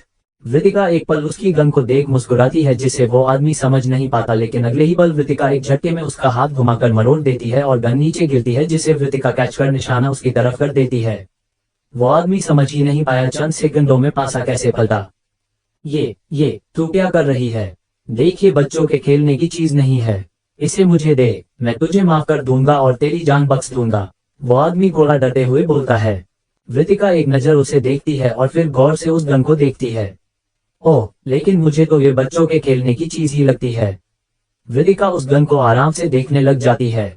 आदमी तो तुम घटिया हो ही, साथ में पसंद भी तुम्हारी बड़ी घटिया है। ऐसी गन तो आजकल के बच्चे लेकर घूमते हैं। अगर फ्लाइट हाईजैक कर ही ली थी तो थोड़ी अपने स्टैंडर्ड के हिसाब से हथियार रखते ना। अब तो मुझे यहाँ आकर ऐसा लग रहा है खामखा मैंने अपना वक्त जाया करा। तुम्हें तो कोई बच्चा भी मार देता। ये तू क्या बोल रही है? वो आदमी वृतिका की गोल गोल बातें समझ नहीं पाता। वृतिका उसकी गन को और उस आदमी को एक नजर देखती है जिसके चेहरे पर इस वक्त पसीना टपकने लगा था। गन का निशाना अपने ऊपर देख, बहुत बेवकूफ हो तुम, मेरी बात तुम्हें समझ नहीं आई, लगता है दिखाना पड़ेगा। ऐसा बोल वृतिका उस आदमी की गन को वहीं सीटों के बीच दूर फेंक देती है। खिलौनों से खेलने की उम्र नहीं है वृतिका अवस्थी की। वो आदमी थोड़ा खुश होकर गन की तरफ बढ़ते हुए बोलता है, बहुत बड़ी गलती कर दी तूने लड़की। वृतिका हल्का सा मुस्कुराती है और बोलती है, क्या वाकई? वृतिका की बात सुन उस आदमी के कदम रुक जाते हैं और वो मुड़कर एक बार उसकी तरफ देखता है। वृतिका अपना हाथ पीछे कर अपनी गन निकालती है और उसे उस आदमी पर तान देती है। वृतिका की अंगुली लगभग ट्रिगर पर थी और उस आदमी के पसीने छूट गए थे वृतिका के हाथ में गन देखकर। वृतिका फिर उसे बोलती है, गन इसे कहते हैं, तुम्हारे उस खिलौने से तुम्हें मारकर मैं अपने हाथ मैले नहीं करना चाहती। देखो इसे। वृतिका गन की तरफ इशारा करती है, एकदम लेटेस्ट वर्जन है, ट्राई करना चाहोगे? सारी गोलियां तुम्हारे अंदर उतार दूंगी तब भी किसी को आवाज तक नहीं आएगी। वृतिका की बात सुना वो आदमी अंदर तक काम गया था। कौन हो तुम? वो आदमी अब हकलाते हुए बोल रहा था क्योंकि वृतिका के चेहरे के जो एक्सप्रेशन थे इस वक्त उससे उसे अपनी मौत की झलक दिखाई दे रही थी। वृतिका उसकी तरफ गौर से देखती है, तुम्हें पता ही है ना मैं कौन हूँ? तुम्हें तो मैं मेमना दिखाई दे रही थी ना, अब मुझसे क्यों पूछ रहे हो? इतना बोल वृतिका उसकी तरफ कदम बढ़ाती है तो वो आदमी पीछे की तरफ बढ़ने लगता है। जैसे जैसे वृतिका के कदम उसकी तरफ बढ़ रहे थे उसे अपनी मौत और करीब नजर आ रही थी। तभी अचानक वो आदमी वहां सीट के बीच कूद पड़ता है और अपनी गन उठा लेता है जो वृतिका ने सीट के बीच फेंकी थी। अब उस आदमी के पसीने से लथपथ चेहरे पर विजयी मुस्कान आ गई और वृतिका ने अपनी गन नीचे करके वापस रख ली। वो आदमी जल्दी से सीधा खड़ा होकर हंसते हुए बोलता है, क्या हुआ? अब बच्चों की गन से डर गई? और फिर वृतिका हल्की मुस्कुराई जिसे देख वो आदमी तिलमिला उठा। ए लड़की, बहुत हुआ तेरा नाटक। इतना बोल वो जैसे ही ट्रिगर दबाता है उसकी हालत खराब हो जाती है क्योंकि उसकी गन से कोई गोली ही नहीं चली। वो हैरानी से वृतिका की तरफ देखता है तो वृतिका मुस्कुराते हुए अपने हाथों की मुट्ठी ऊपर करती है और मुट्ठी खोल देती है जिससे उसके हाथों से उस आदमी की गन की बुलेट्स फिसलकर नीचे गिरती है जिसे देख उसकी हालत खराब हो जाती है। मुझे इतना बेवकूफ समझा है जो लोडेड गन तेरी झोली में डाल दूंगी। इतना बोलना था कि वृतिका ने एक झटके में उसका हाथ पकड़ उसे घुमा देती है और उसके हाथ को जोर से पीठ से जोड़ देती है जिससे हड्डी टूटने की आवाज आती है। और जैसे ही वो आदमी चिल्लाने लगता है वृतिका उसके मुंह पर हाथ रख गर्दन जोर से मोड़ देती है। वो आदमी कुछ पल तड़पता है फिर धम्म से जमीन पर गिर जाता है। वृतिका उसकी कैप और उसकी जैकेट निकाल कर पहन लेती है। फिर वो कैप को थोड़ा आगे कर अपना फेस पूरी तरह कवर करने की कोशिश करती है। फिर वृतिका दबे पांव पायलट के केबिन की तरफ बढ़ती है। इस बीच वृतिका ने अपने हाथ से कैप को पकड़ रखा था ताकि सामने से उसका फेस न दिखाई दे। केबिन के बाहर वो अपना चेहरा थोड़ा नीचे झुका लेती है जिससे बस कैप और जैकेट ही नोटिस हो और वो एक बटन प्रेस करती है। अंदर जो आदमी गन लेकर खड़ा था वो अंदर से देखता है तो उसे रेड कैप दिखाई देती है। वो उसे अपना ही आदमी समझकर गेट खोल देता है। जैसे ही वो गेट खोलता है वृतिका एक झटके में अंदर घुसकर गेट लगा देती है। उस आदमी के साथ पायलट भी घबरा जाते हैं क्योंकि वो पहले ही बंदूक की नोक पर थे और अब एक और का आना उनकी घबराहट बढ़ा रहा था। उस आदमी ने जैसे ही देखा वो वृतिका पर हमला करने को होता है लेकिन उसका वार खाली जाता है। कौन हो तुम और तुम इस तरह कैसे घूम रही हो? वो आदमी थोड़ा घबराते हुए बोलता है। फिलहाल तो ये समझ ले तेरी मौत खड़ी है सामने। ऐसा बोल वृतिका उसे एक जोरदार पंच मारती है जिससे वो आदमी एक पल को तो सुन्न हो गया था। तभी वो वृतिका की तरफ गन करता है तो वृतिका उसका हाथ पकड़ लेती है। वो अपना हाथ छुड़ाने की कोशिश करता है तभी ट्रिगर दब जाता है और एक जोरदार चीख केबिन में गूंजती है जिसे सुन वृतिका भी घबरा जाती है। गोली एक पायलट के हाथ पर लगी थी जिससे वो दर्द से कराह गया। वृतिका गुस्से में एक नजर उस आदमी को देखती है फिर उसी की गन को उसकी तरफ घुमाकर जितनी भी गोलियां थी उसके सीने में उतार देती है। वो खून से लथपथ होकर जमीन पर गिर जाता है। वृतिका जल्दी से पायलट को देखती है। Are you okay? देखो कुछ नहीं होगा, बस थोड़ी हिम्मत बनाए रखो। तभी दूसरा पायलट घबराते हुए बोलता है, मैडम आप कौन है? वृतिका उससे बोलती है, घबराने की जरूरत नहीं है, मैं एसिफ कमांडो हूँ। मुंबई एयरपोर्ट कितना दूर है? 1 घंटे की दूरी है। वो पायलट जल्दी से बोलता है, और इसके घाव को ऐसे ही नहीं छोड़ सकती वरना गोली का जहर फैल जाएगा। ऐसा सोच वृतिका उस पायलट की तरफ देखती है। ओके अपना रुमाल दो। वृतिका उससे बोलती है तो वो पायलट अपना रुमाल वृतिका की तरफ बढ़ा देता है। वृतिका अपना खंजर निकाल लेती है जिसे वो हमेशा अपने पास रखती थी। फिर वो पायलट की तरफ देखती है। देखो दर्द होगा लेकिन तुम्हारी गोली निकालना बहुत जरूरी है। इतना बोल वृतिका खंजर की नोक उसके घाव पर धंसा देती है और बिना देर के एक झटके में गोली निकाल देती है। पायलट को ऐसा लग रहा था मानो उसके शरीर से आत्मा बाहर आ गई हो, किसी ने उसका पूरे होश में होते हुए ऑपरेशन कर दिया। वो जोर से चीखने लगता है कि दूसरा पायलट उसके मुंह पर हाथ रख देता है। वृत्तिका फिर उसके घाव पर वो रुमाल कसकर बांध देती है। कुछ देर में हम लैंड कर जाएंगे, तब तक फ्लाइट को संभालो। बाकी पैसेंजर को भी हाईजैकर्स के चंगुल से निकालना होगा, मेरा वहां जाना जरूरी है। तब वो घायल पायलट दर्द में भी बोलता है, आप जाइए मैम, हम संभाल लेंगे, आपको यहाँ की फिक्र करने की जरूरत नहीं है, पैसेंजर की जान बचाना बहुत जरूरी है। वृत्तिका उसकी बात सुन एक नजर उन दोनों को देखती है। कुछ भी हो, लैंडिंग से पहले केबिन का डोर ओपन मत करना, ऐसा बोल वृत्तिका केबिन से बाहर आ जाती है। उधर काफी देर से उनका साथी नहीं आ रहा था, तो उनमें से एक आदमी जो बाकी को ऑर्डर दे रहा था वो बोलता है, जाकर देख कहाँ रह गया सलीम, एक छमिया पकड़ के नहीं लाई जा रही उससे। वो आदमी जल्दी से बोलता है, जी उस्ताद। फिर वो वहां से जाता है। वो आदमी हर जगह देख रहा था और चेक करते हुए वो बिजनेस क्लास में पहुंच जाता है। वहां वो हर तरफ देखता है लेकिन उसे कुछ दिखाई नहीं दे रहा था। वो जैसे ही आखिरी में पहुंचता है उसकी आंखें फटी की फटी रह जाती है, क्योंकि उसका आदमी सीट के आगे मरा पड़ा था और उसका हाथ और गर्दन बेरहमी से मोड़ दी गई थी। उसकी ऐसी हालत देख उसके तो पैर ही काम गए थे। शय की रूप मेमना समझने की गलती कर दी, शेरनी है ये। पायलट को ऐसा लग रहा था मानो उसके शरीर से आत्मा बाहर आ गई हो, किसी ने उसका पूरे होश में होते हुए ऑपरेशन कर दिया। वो जोर से चीखने लगता है कि दूसरा पायलट उसके मुंह पर हाथ रख देता है। वृत्तिका फिर उसके घाव पर वो रुमाल कसकर बांध देती है। कुछ देर में हम लैंड कर जाएंगे, तब तक फ्लाइट को संभालो। बाकी पैसेंजर को भी हाईजैकर्स के चंगुल से निकालना होगा, मेरा वहां जाना जरूरी है। तब वो घायल पायलट दर्द में भी बोलता है, आप जाए मैम, हम संभाल लेंगे, आपको यहाँ की फिक्र करने की जरूरत नहीं है, पैसेंजर की जान बचाना बहुत जरूरी है। वृत्तिका उसकी बात सुन एक नजर उन दोनों को देखती है। कुछ भी हो, लैंडिंग से पहले केबिन का डोर ओपन मत करना, ऐसा बोल वृत्तिका केबिन से बाहर आ जाती है। उधर काफी देर से उनका साथी नहीं आ रहा था, तो उनमें से एक आदमी जो बाकी को ऑर्डर दे रहा था वो बोलता है, जाकर देख कहाँ रह गया सलीम, एक छमिया पकड़ के नहीं लाई जा रही उससे। वो आदमी जल्दी से बोलता है, जी उस्ताद। फिर वो वहां से जाता है। वो आदमी हर जगह देख रहा था और चेक करते हुए वो बिजनेस क्लास में पहुंच जाता है। वहां वो हर तरफ देखता है लेकिन उसे कुछ दिखाई नहीं दे रहा था। वो जैसे ही आखिरी में पहुंचता है उसकी आंखें फटी की फटी रह जाती है, क्योंकि उसका आदमी सीट के आगे मरा पड़ा था और उसका हाथ और गर्दन बेरहमी से मोड़ दी गई थी। उसकी ऐसी हालत देख उसके तो पैर ही काम गए थे। वो अब काफी ज्यादा घबरा जाता है। तभी वो पीछे पलटता है तो उसे दरवाजे से कोई निकलता दिखाई देता है। अब वो आदमी चौकन्ना होकर उस तरफ बढ़ता है। जैसे ही वो बाहर जाता है तो उसे वॉशरूम के बाहर ही वृत्तिका दिखाई देती है। वो आदमी उसकी तरफ निशाना करता है, ए लड़की, तू यहाँ। वृत्तिका थोड़ा डरने लगती है, सॉरी, वो मुझे वॉशरूम। चुप कर, वो आदमी जोर से चिल्लाता है, ये बता यहाँ कौन आया था अभी? मैंने यहाँ किसी को नहीं देखा। वृत्तिका जल्दी से बोलती है तो वो आदमी उसके कनपटी पर बंदूक रख उसे अपने साथ ले जाने लगता है। इस वक्त वृत्तिका ने उस आदमी की कैप और जैकेट उतार दी थी और उसकी शर्ट बेदाग सफेद थी और उस आदमी को उस पर जरा भी शक नहीं हुआ, क्योंकि वहां वो अकेली लड़की थी। वो उसे पकड़ कर ले जाता है और आर्यन के बगल में जोर से सीट की तरफ पटक देता है, जिससे वाणी जी घबरा जाती है और उठने को होती है कि वो आदमी बंदूक से उनकी ओर इशारा करता है। हिलने की कोशिश की तो गोली मार दूंगा। तभी उनका बॉस जल्दी से उस आदमी के चेहरे पर परेशानी देख उसके करीब आता है। वो आदमी उसे सारी बात धीमे से बता देता है, जिसे वृत्तिका अच्छे से समझ पा रही थी। वही वृत्तिका का मुस्कुराते चेहरे और उन लोगों का परेशान चेहरा देख आर्यन और वहां ब्लैक सूट पहने दो कमांडो समझ जाते हैं कि उनकी चीफ ने तो अपना काम कर दिया, अब उनकी बारी है। तब पीछे की तरफ बैठा कमांडो राघव उनमें से एक आदमी जो पीछे गन लेकर खड़ा था, एक झपटे में उसके हाथ से गन छीन उसकी कनपटी पर रख देता है। ये इतना जल्दी हुआ कि उस आदमी को संभलने का मौका ही नहीं मिला। अपने हथियार फेंक देना वरना तुम्हारे इस आदमी को भून डालूंगा, राघव बोलता है।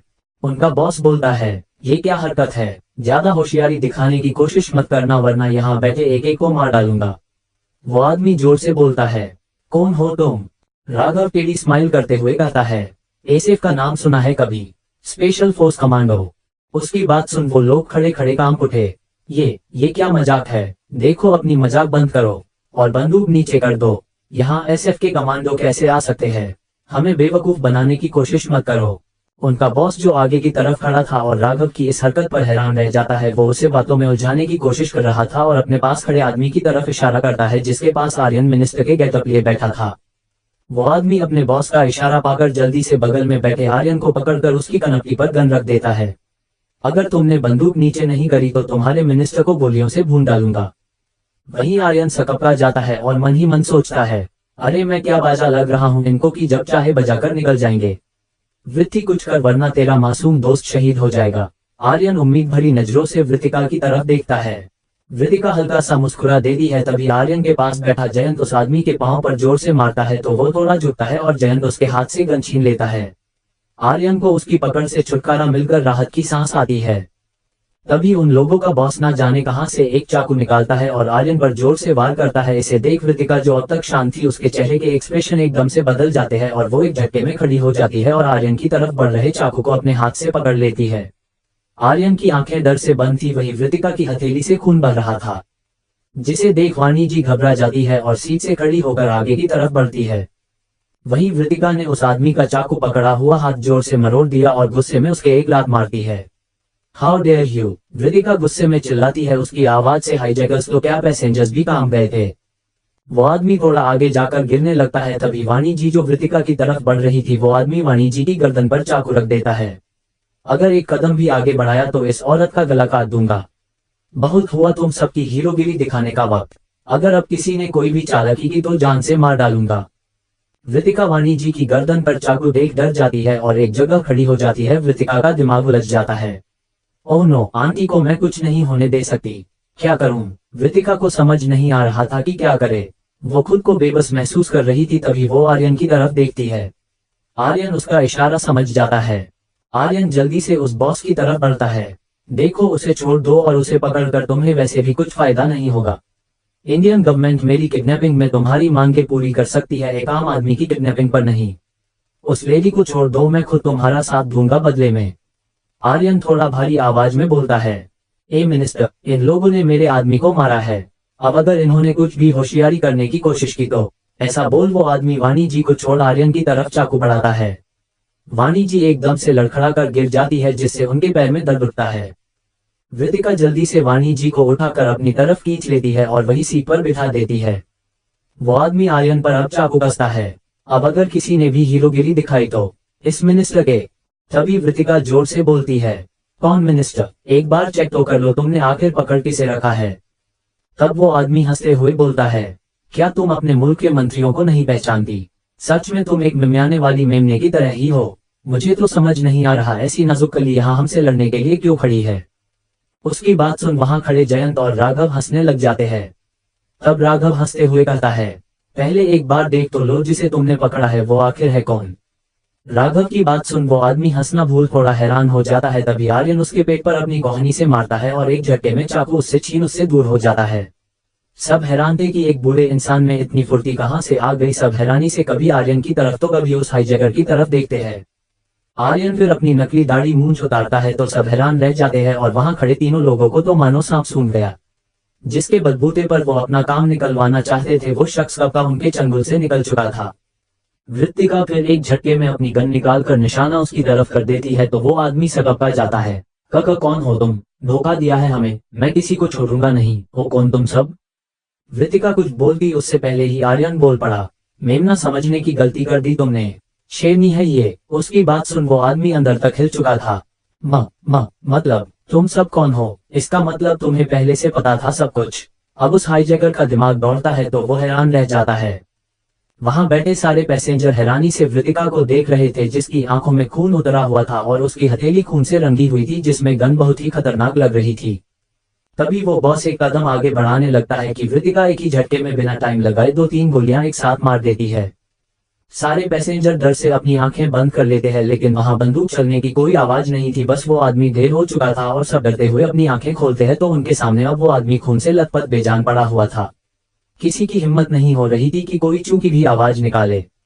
राघव और जयंत अब समझ जाते हैं कि वृत्तिका का गुस्सा इस वक्त बहुत खतरनाक था। अगर थोड़ी देर और हाईजैकर को ऐसे ही रखा तो वो सबकी जान ले लेगी। इसीलिए वो बाकी 2 लोगों को ले जाकर पीछे वाली सीट पर बांध देते हैं, क्योंकि अभी उन्हें खत्म करना जरूरी नहीं था और वहां सभी बहुत डर चुके थे। उन दोनों आदमियों को भी समझ आ गया था कि वृत्तिका के हाथों बेरहमी से मरने से अच्छा वो इंडियन आर्मी का टॉर्चर झेल लेंगे।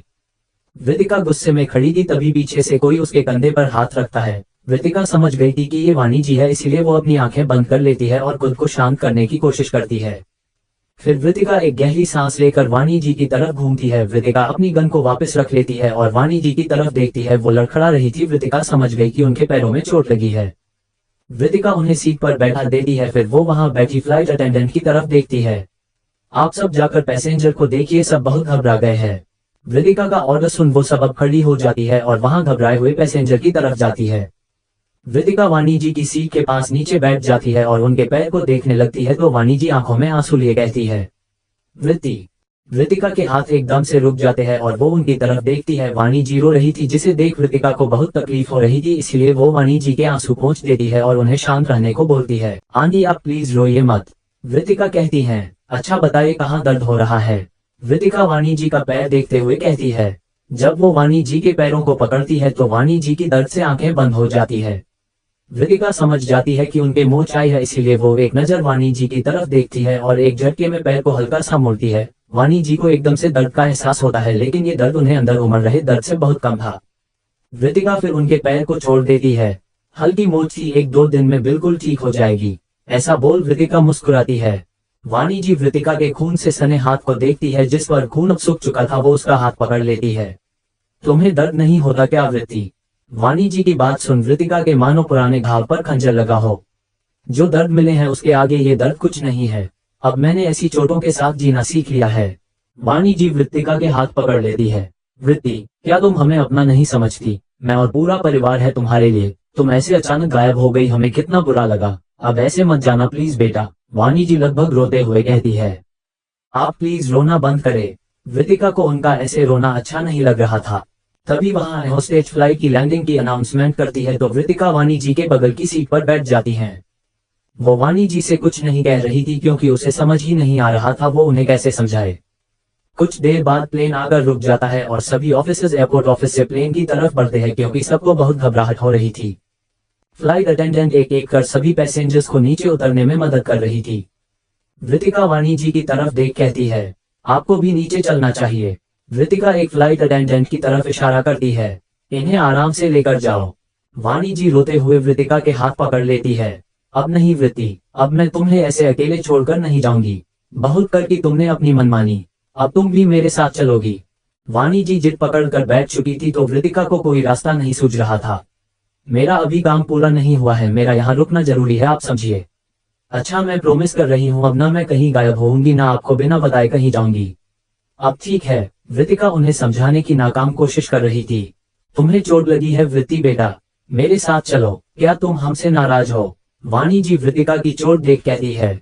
वृतिका उन्हें कहती है, आप ऐसा क्यों सोच रही है, मैं क्यों नाराज होऊंगी? और ये तो छोटी सी चोट है, मैं अभी बैंडेज करवा लूंगी। प्लीज आप मेरी बात सुनिए, मैं वादा कर रही हूँ ना आंटी आपसे। अच्छा आपको यकीन नहीं हो रहा? मम्मी डैडी की कसम प्लीज। वाणी जी के पास अब कोई चारा नहीं था, उन्हें ना चाहते हुए भी वृतिका की बात माननी पड़ रही थी। वहीं वृतिका ने मानो अब जीत हासिल की हो वाणी जी को मनाकर। वो फ्लाइट अटेंडेंट वाणी जी का हाथ पकड़ उन्हें सहारा देकर बाहर की तरफ ले जाने लगती हैं। वृतिका की नजर फ्लाइट के बाहर जाती है जहां विजय सिंह जी और अभय सिंह जी साथ थे और उनके साथ डिफेंस मिनिस्टर और भी सारे ऑफिसर्स थे। फ्लाइट के बाहर गाड़ियों का जमावड़ा लग गया था और सारे पैसेंजर सही सलामत पहुंचने के लिए भगवान के साथ साथ वृतिका का शुक्रिया अदा कर रहे थे। चैरी डूब मेमना समझने की गलती कर दी, शेरनी है ये। पायलट को ऐसा लग रहा था मानो उसके शरीर से आत्मा बाहर आ गई हो, किसी ने उसका पूरे होश में होते हुए ऑपरेशन कर दिया। वो जोर से चीखने लगता है कि दूसरा पायलट उसके मुंह पर हाथ रख देता है। वृतिका फिर उसके घाव पर वो रुमाल कसकर बांध देती है। कुछ देर में हम लैंड कर जाएंगे, तब तक फ्लाइट को संभालो। बाकी पैसेंजर को भी हाईजैकर्स के चंगुल से निकालना होगा, मेरा वहां जाना जरूरी है। तब वो घायल पायलट दर्द में भी बोलता है, आप जाए मैम, हम संभाल लेंगे, आपको यहाँ की फिक्र करने की जरूरत नहीं है, पैसेंजर की जान बचाना बहुत जरूरी है। वृतिका उसकी बात सुन एक नजर उन दोनों को देखती है। कुछ भी हो लैंडिंग से पहले केबिन का डोर ओपन मत करना, ऐसा बोल वृतिका केबिन से बाहर आ जाती है। उधर काफी देर से उनका साथी नहीं आ रहा था तो उनमें से एक आदमी जो बाकी को ऑर्डर दे रहा था वो बोलता है, जाकर देख कहाँ रह गया सलीम, एक छमिया पकड़ के नहीं लाई जा रही उससे। वो आदमी जल्दी से बोलता है, जी उस्ताद। फिर वो वहां से जाता है। वो आदमी हर जगह देख रहा था और चेक करते हुए वो बिजनेस क्लास में पहुंच जाता है। वहां वो हर तरफ देखता है लेकिन उसे कुछ दिखाई नहीं दे रहा था। वो जैसे ही आखिरी में पहुंचता है उसकी आंखें फटी की फटी रह जाती है क्योंकि उसका आदमी सीट के आगे मरा पड़ा था और उसका हाथ और गर्दन बेरहमी से मोड़ दी गई थी। उसकी ऐसी हालत देख उसके तो पैर ही कांप गए थे। वो अब काफी ज्यादा घबरा जाता है। तभी वो पीछे पलटता है तो उसे दरवाजे से कोई निकलता दिखाई देता है। अब वो आदमी चौकन्ना होकर उस तरफ बढ़ता है। जैसे ही वो बाहर जाता है तो उसे वॉशरूम के बाहर ही वृतिका दिखाई देती है। वो आदमी उसकी तरफ निशाना करता है। ए लड़की, तू यहाँ। वृतिका थोड़ा डरने लगती है। सॉरी, वो मुझे वॉशरूम। चुप कर, वो आदमी जोर से चिल्लाता है। ये बता यहाँ कौन आया था अभी? मैंने यहाँ किसी को नहीं देखा। वृतिका जल्दी से बोलती है तो वो आदमी उसके कनपटी पर बंदूक रख उसे अपने साथ ले जाने लगता है। इस वक्त वृतिका ने उस आदमी की कैप और जैकेट उतार दी थी और उसकी शर्ट बेदाग सफेद थी और उस आदमी को उस पर जरा भी शक नहीं हुआ क्योंकि वहां वो अकेली लड़की थी। वो उसे पकड़ कर ले जाता है और आर्यन के बगल में जोर से सीट की तरफ पटक देता है, जिससे वाणी जी घबरा जाती है और उठने को होती है कि वो आदमी बंदूक से उनकी ओर इशारा करता है। हिलने की कोशिश की तो गोली मार दूंगा। तभी उनका बॉस जल्दी से उस आदमी के चेहरे पर परेशानी देख उसके करीब आता है। वो आदमी उसे सारी बात धीमे से बता देता है जिसे वृतिका अच्छे से समझ पा रही थी। वही वृतिका का मुस्कुराते चेहरे और उन लोगों का परेशान चेहरा देख आर्यन और वहां ब्लैक सूट पहने दो कमांडो समझ जाते हैं कि उनकी चीफ ने तो अपना काम कर दिया, अब उनकी बारी है। तब पीछे की तरफ बैठा कमांडो राघव उनमें से एक आदमी जो पीछे गन लेकर खड़ा था एक झपटे में उसके हाथ से गन छीन उसकी कनपी पर रख देता है। ये इतना जल्दी हुआ कि उस आदमी को संभालने का मौका ही नहीं मिला। अपने हथियार फेंक देना वरना तुम्हारे इस आदमी को भून डालूंगा, राघव बोलता है। उनका बॉस बोलता है, ये क्या हरकत है? ज्यादा होशियारी दिखाने की कोशिश मत करना वरना यहाँ बैठे एक एक को मार डालूंगा। वो आदमी जोर से बोलता है। कौन हो तुम? राघव टेढ़ी स्माइल करते हुए कहता है। एसिफ का नाम सुना है कभी? Special force commando. उसकी बात सुन वो लोग खड़े खड़े काम उठे। ये क्या मजाक है? देखो अपनी मजाक बंद करो और बंदूक नीचे कर दो। यहाँ एसएफ के कमांडो कैसे आ सकते हैं? हमें बेवकूफ बनाने की कोशिश मत करो। उनका बॉस जो आगे की तरफ खड़ा था और राघव की इस हरकत पर हैरान रह जाता है, वो उसे बातों में उलझाने की कोशिश कर रहा था और अपने पास खड़े आदमी की तरफ इशारा करता है जिसके पास आर्यन मिनिस्टर के गेटअप लिए बैठा था। वो आदमी अपने बॉस का इशारा पाकर जल्दी से बगल में बैठे आर्यन को पकड़कर उसकी कनपटी पर गन रख देता है। अगर तुमने बंदूक नीचे नहीं करी तो तुम्हारे मिनिस्टर को गोलियों से भून डालूंगा। वहीं आर्यन सकपका जाता है और मन ही मन सोचता है, अरे मैं क्या बाजा लग रहा हूँ इनको कि जब चाहे बजा कर निकल जाएंगे। वृत्ति कुछ कर वरना तेरा मासूम दोस्त शहीद हो जाएगा। आर्यन उम्मीद भरी नजरों से वृतिका की तरफ देखता है। वृतिका हल्का सा मुस्कुरा देती है। तभी आर्यन के पास बैठा जयंत उस आदमी के पांव पर जोर से मारता है तो वो थोड़ा झुकता है और जयंत उसके हाथ से गन छीन लेता है। आर्यन को उसकी पकड़ से छुटकारा मिलकर राहत की सांस आती है। तभी उन लोगों का बॉस ना जाने कहां से एक चाकू निकालता है और आर्यन पर जोर से वार करता है। इसे देख वृतिका जो अब तक शांत थी उसके चेहरे के एक्सप्रेशन एकदम से बदल जाते हैं और वो एक झटके में खड़ी हो जाती है और आर्यन की तरफ बढ़ रहे चाकू को अपने हाथ से पकड़ लेती है। आर्यन की आंखें डर से बंद थी, वही वृतिका की हथेली से खून बह रहा था, जिसे देख वाणी जी घबरा जाती है और सीट से खड़ी होकर आगे की तरफ बढ़ती है। वहीं वृतिका ने उस आदमी का चाकू पकड़ा हुआ हाथ जोर से मरोड़ दिया और गुस्से में उसके एक लात मारती है। हाउ डेयर यू, वृतिका गुस्से में चिल्लाती है। उसकी आवाज से हाईजैकर्स तो क्या पैसेंजर्स भी काम गए थे। वो आदमी थोड़ा आगे जाकर गिरने लगता है। तभी वाणी जी जो वृतिका की तरफ बढ़ रही थी वो आदमी वाणी जी की गर्दन पर चाकू रख देता है। अगर एक कदम भी आगे बढ़ाया तो इस औरत का गला काट दूंगा। बहुत हुआ तुम सबकी हीरोगिरी दिखाने का वक्त। अगर अब किसी ने कोई भी चालाकी की तो जान से मार डालूंगा। वृतिका वाणी जी की गर्दन पर चाकू देख डर जाती है और एक जगह खड़ी हो जाती है। वृतिका का दिमाग उलझ जाता है। ओह नो, आंटी को मैं कुछ नहीं होने दे सकती। क्या करूं? वृतिका को समझ नहीं आ रहा था कि क्या करे। वो खुद को बेबस महसूस कर रही थी। तभी वो आर्यन की तरफ देखती है। आर्यन उसका इशारा समझ जाता है। आर्यन जल्दी से उस बॉस की तरफ बढ़ता है। देखो उसे छोड़ दो और उसे पकड़कर तुम्हें वैसे भी कुछ फायदा नहीं होगा। इंडियन गवर्नमेंट मेरी किडनैपिंग में तुम्हारी मांगे पूरी कर सकती है, एक आम आदमी की किडनैपिंग पर नहीं। उस लेडी को छोड़ दो, मैं खुद तुम्हारा साथ दूंगा बदले में। आर्यन थोड़ा भारी आवाज में बोलता है। ए मिनिस्टर, इन लोगों ने मेरे आदमी को मारा है।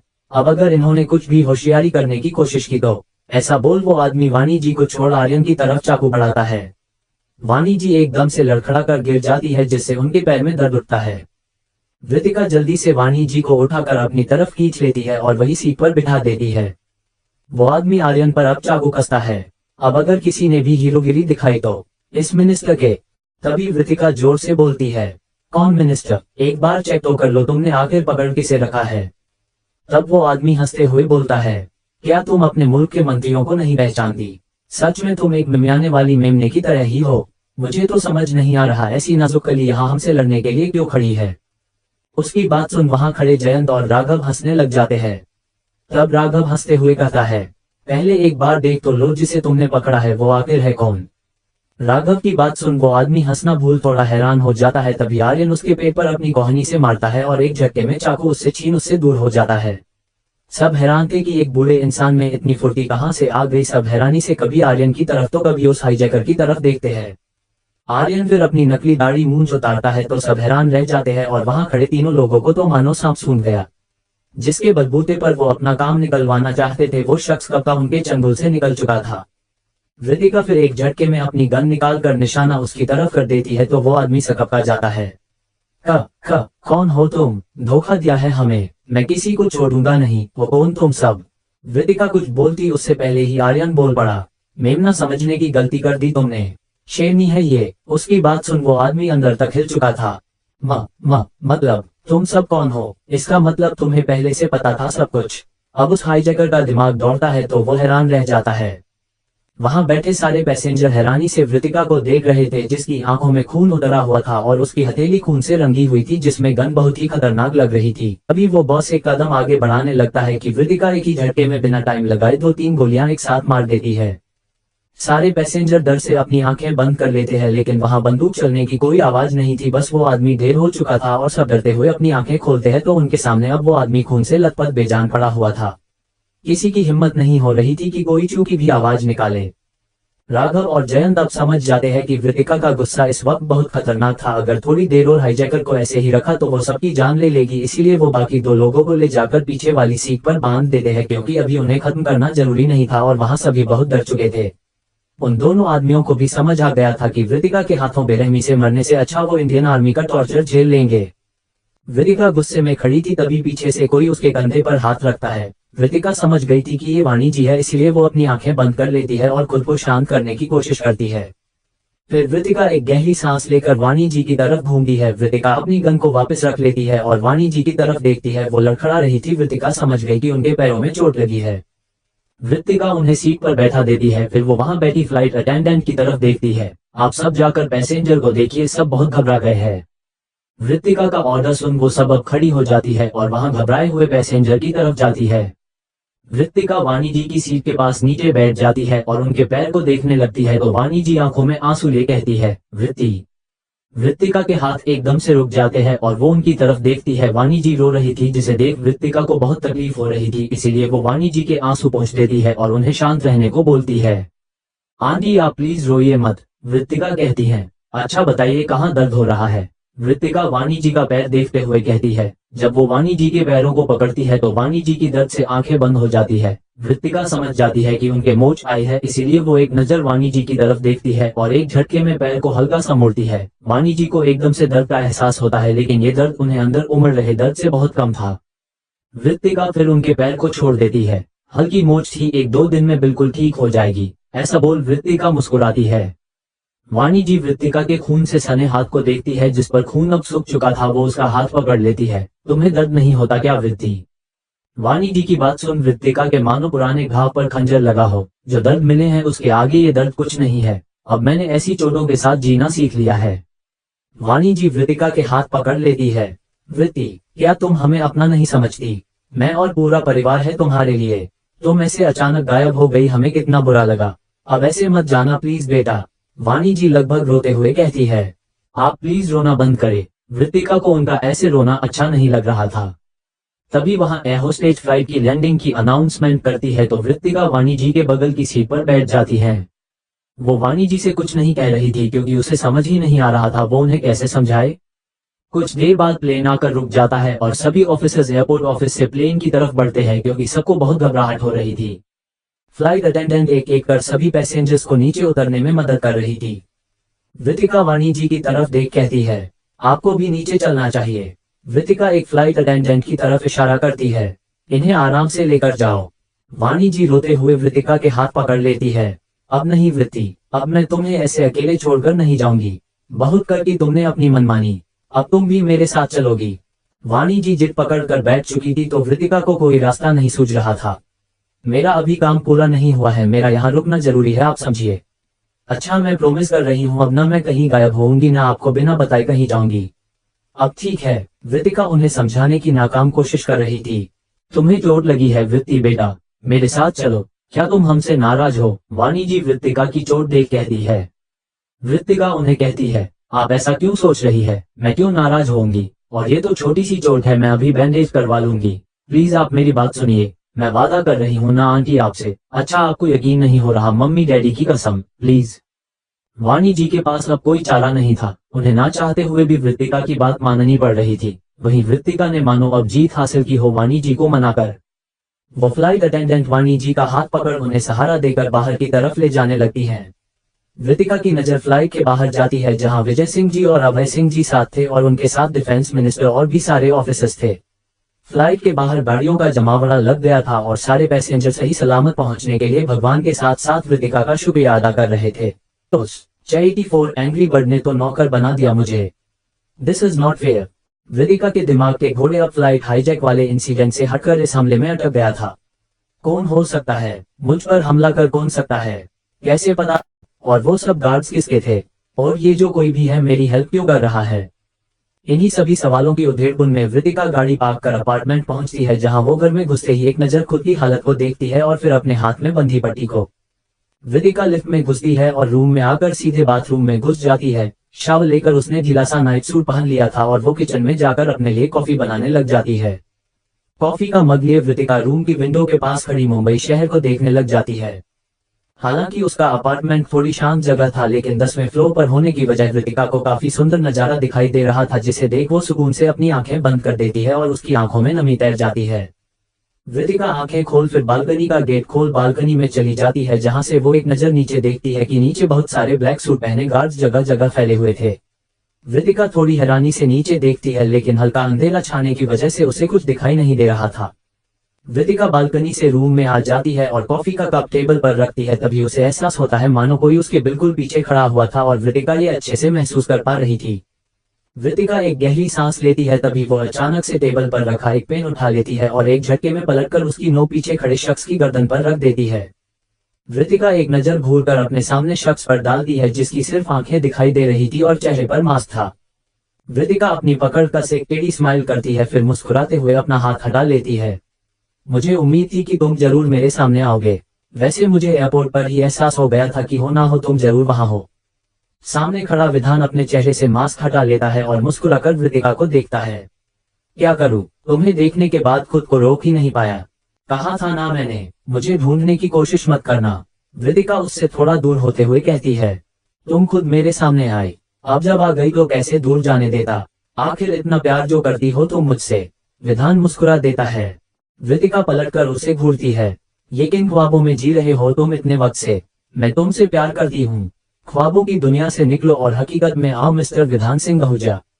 विधान उसका हाथ पकड़ उसे अपने करीब खींच लेता है और उसके चेहरे पर आए बालों को पीछे करते हुए कहता है, ओह रियली? तो फिर वो कौन थी जो हॉस्पिटल में मुझसे मिलने आई थी और मुझे किस कर रही थी?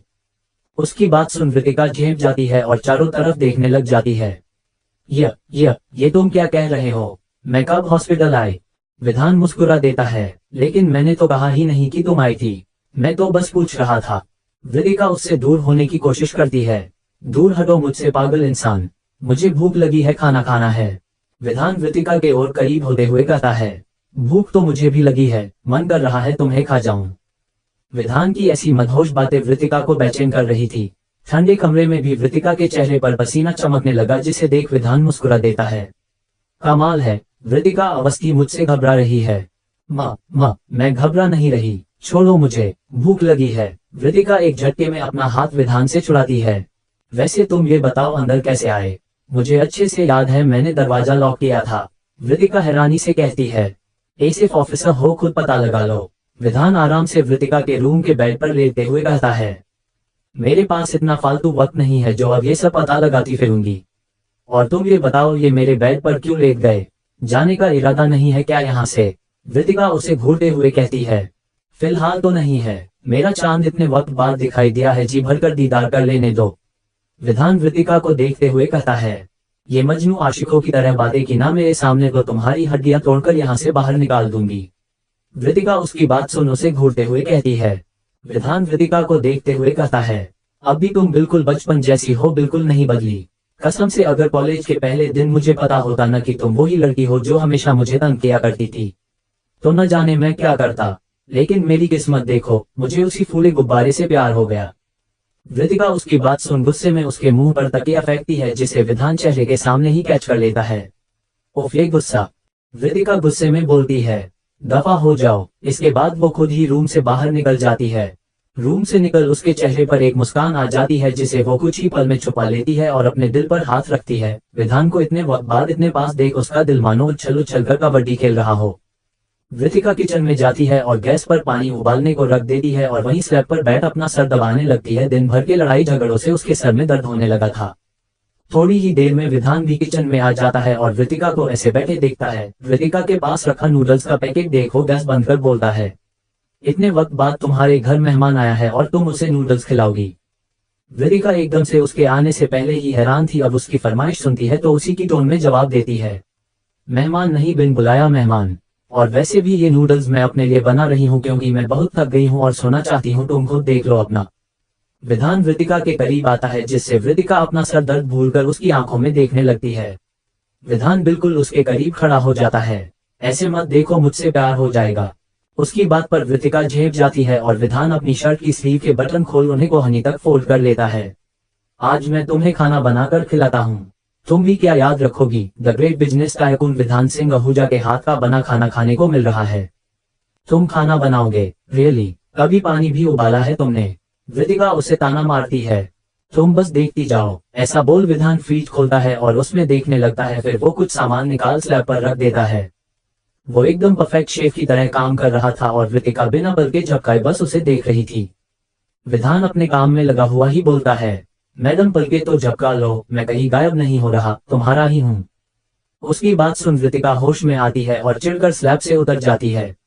मैं बाहर वेट कर रही हूँ, खाना बन जाए तो बता देना और थोड़ा जल्दी करो, मुझे भूख लगी है। ऐसा बोल वृतिका तो किचन से बाहर निकल जाती है और विधान उसे आंखें फाड़े जाते हुए देख रहा था। कमाल है, मैं तो परवाह कर रहा हूँ, एंग्री बर्ड ने तो नौकर बना दिया मुझे। दिस इज नॉट फेयर, इतना हैंडसम आदमी खाना बना रहा है और इसे कोई मतलब ही नहीं है।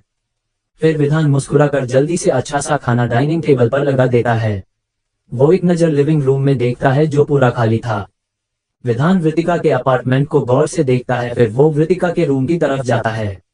रूम में वो एक नजर हर तरफ दौड़ाता है तो उसकी नजर साइड टेबल पर रखे छोटे से क्षण पर पड़ती है तो उसकी मुस्कान खुद ब खुद चेहरे। विधान की नजर बालकनी पर जाती है जहां वृतिका काउच पर सर टिकाए बैठी हुई थी। विधान उसके पास चला जाता है। वृतिका की आंखें बंद थी, वो सो चुकी थी। विधान वृतिका के करीब जाकर खड़ा हो जाता है और एक टक उसके चेहरे को देखने लग जाता है। थोड़ी देर ऐसे ही देखने के बाद वो थोड़ा नीचे झुक वृतिका को उठाने लगता है तो वृतिका एकदम से जाग जाती है। मैंने इतनी मेहनत से खाना बनाया और तुम बिना खाए सो रही हो। विधान मुस्कुराकर बोलता है, हाँ तो क्या करूं, तुम तो मानो यहाँ कोई बड़ा भोज कर रहे हो, इतना वक्त लगता है। अब तक तो मेरे नूडल्स पेट में पच भी चुके होते। ऐसा बोल वृतिका जल्दी से खड़ी हो जाती है। आप जल्दी चलो, भूख लगी है मुझे। वृतिका जल्दी से डाइनिंग टेबल के पास भागती है। असल में तो वो विधान को इतने करीब देख हड़बड़ा गई थी और उसकी इस हड़बड़ाहट को विधान समझ गया था, लेकिन वो कुछ नहीं बोलता। वृतिका जाकर सीट पर बैठ जाती है और कमरे की तरफ देखने लगती है। ओहो, अब ये क्या दुल्हन की तरह शर्मा रहा है, बाहर क्यों नहीं आ रहा। तभी विधान बाहर आता है। उसे आता देख वृतिका झट से अपनी नजरें दरवाजे से हटा लेती है और खाने में टीका देती है। तुम बैठी क्यों हो, खाना खाओ। विधान वृतिका के साइड में बैठते हुए कहता है, अब खाना तुमने बनाया है तो सर्व भी तुम ही करो। वृतिका उसे घूरते हुए कहती है। विधान उसकी बात सुन मुस्कुराकर खाना सर्व करता है। खाना प्लेट में आते ही वृतिका खाने पर टूट पड़ती है। विधान उसे इस तरह खाते देख मुस्कुराता है। वृतिका भले ही कितनी ही गुस्सैल हो, लेकिन अगर उसे उसकी पसंद की चीज मिल जाए तो वो बच्ची बन जाती थी और ऐसा ही हुआ। खाना तो उसके लिए रोज अच्छा होता था, लेकिन आज का डिनर स्पेशल था क्योंकि काफी वक्त बाद उसने इतने प्यार से बना खाना खाया था। वृतिका की आत्मा तक को सुकून मिल रहा था। तुम ऐसे टुकुर टुकुर क्या देख रहे हो, खाना खाओ। वृतिका जल्दी जल्दी खाते हुए कहती है। खाना खाने के बाद वृतिका सीट से ही पीठ टिका आराम से बैठ जाती है। वैसे खाना तो तुम काफी अच्छा बनाते हो, अच्छा ही है, बाद में काम आएगा मेरे। आज मैं बहुत खुश हूँ, मैं सोच रही हूँ तुम्हें कोई अच्छा सा रिवॉर्ड दूं। विधान अपने सर पर हाथ टिका उसे देखते हुए कहता है, अच्छा तो बताओ क्या है मेरा रिवॉर्ड, मैं बहुत एक्साइटेड हूँ जानने को। पता नहीं, इस बारे में बाद में सोचूंगी, फिलहाल मुझे आराम की सख्त जरूरत है, 2 दिन से नींद नहीं आई है। अब मैं सर दर्द से मर ना जाऊं कहीं। वृतिका अपनी सीट से उठते हुए कहती है।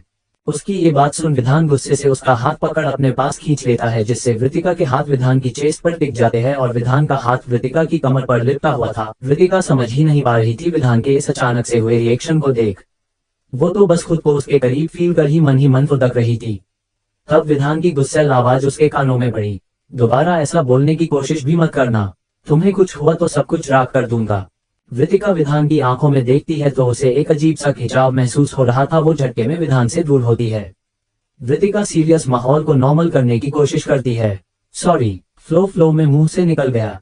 वैसे तुम देख लो कहाँ सोना है, मैं चली सोने, गुड नाइट।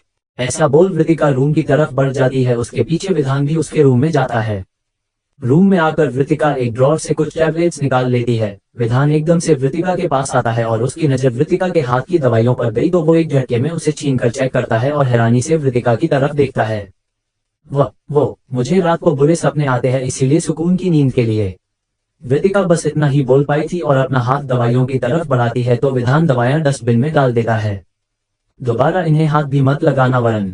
विधान इस वक्त थोड़ी सख्त आवाज में बोलता है, तुम मेरे कमरे में क्या कर रहे हो, और भी रूम है वहां जाओ।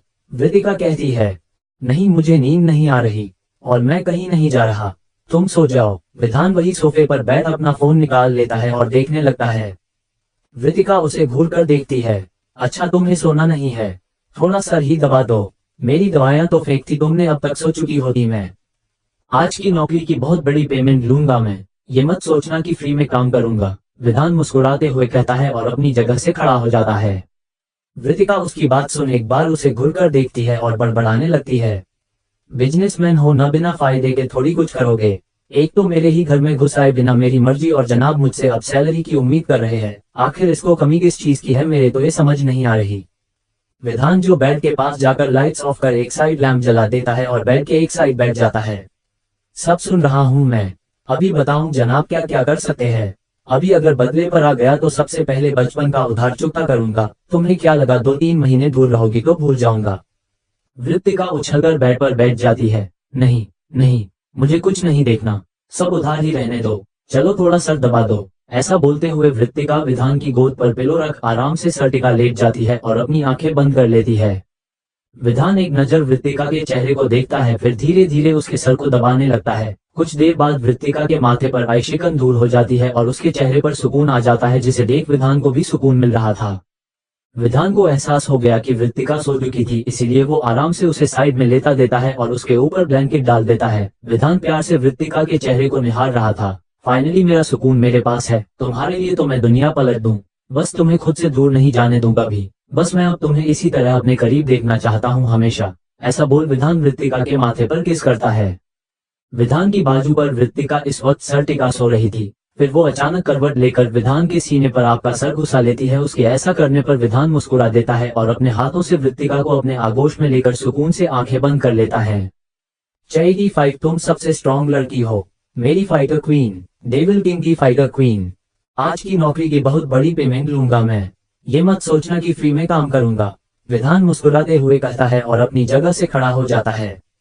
वृतिका उसकी बात सुन एक बार उसे घुरकर देखती है और बड़बड़ाने लगती है, बिजनेसमैन हो न, बिना फायदे के थोड़ी कुछ करोगे। एक तो मेरे ही घर में घुसाए बिना मेरी मर्जी और जनाब मुझसे अब सैलरी की उम्मीद कर रहे हैं। आखिर इसको कमी किस चीज की है, मेरे तो ये समझ नहीं आ रही।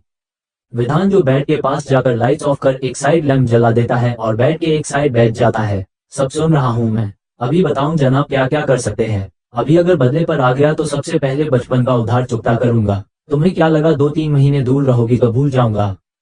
वृतिका उछलकर बेड पर बैठ जाती है। नहीं नहीं, मुझे कुछ नहीं देखना, सब उधार ही रहने दो, चलो थोड़ा सर दबा दो। ऐसा बोलते हुए वृतिका विधान की गोद पर पिलो रख आराम से सर टिका लेट जाती है और अपनी आंखें बंद कर लेती है।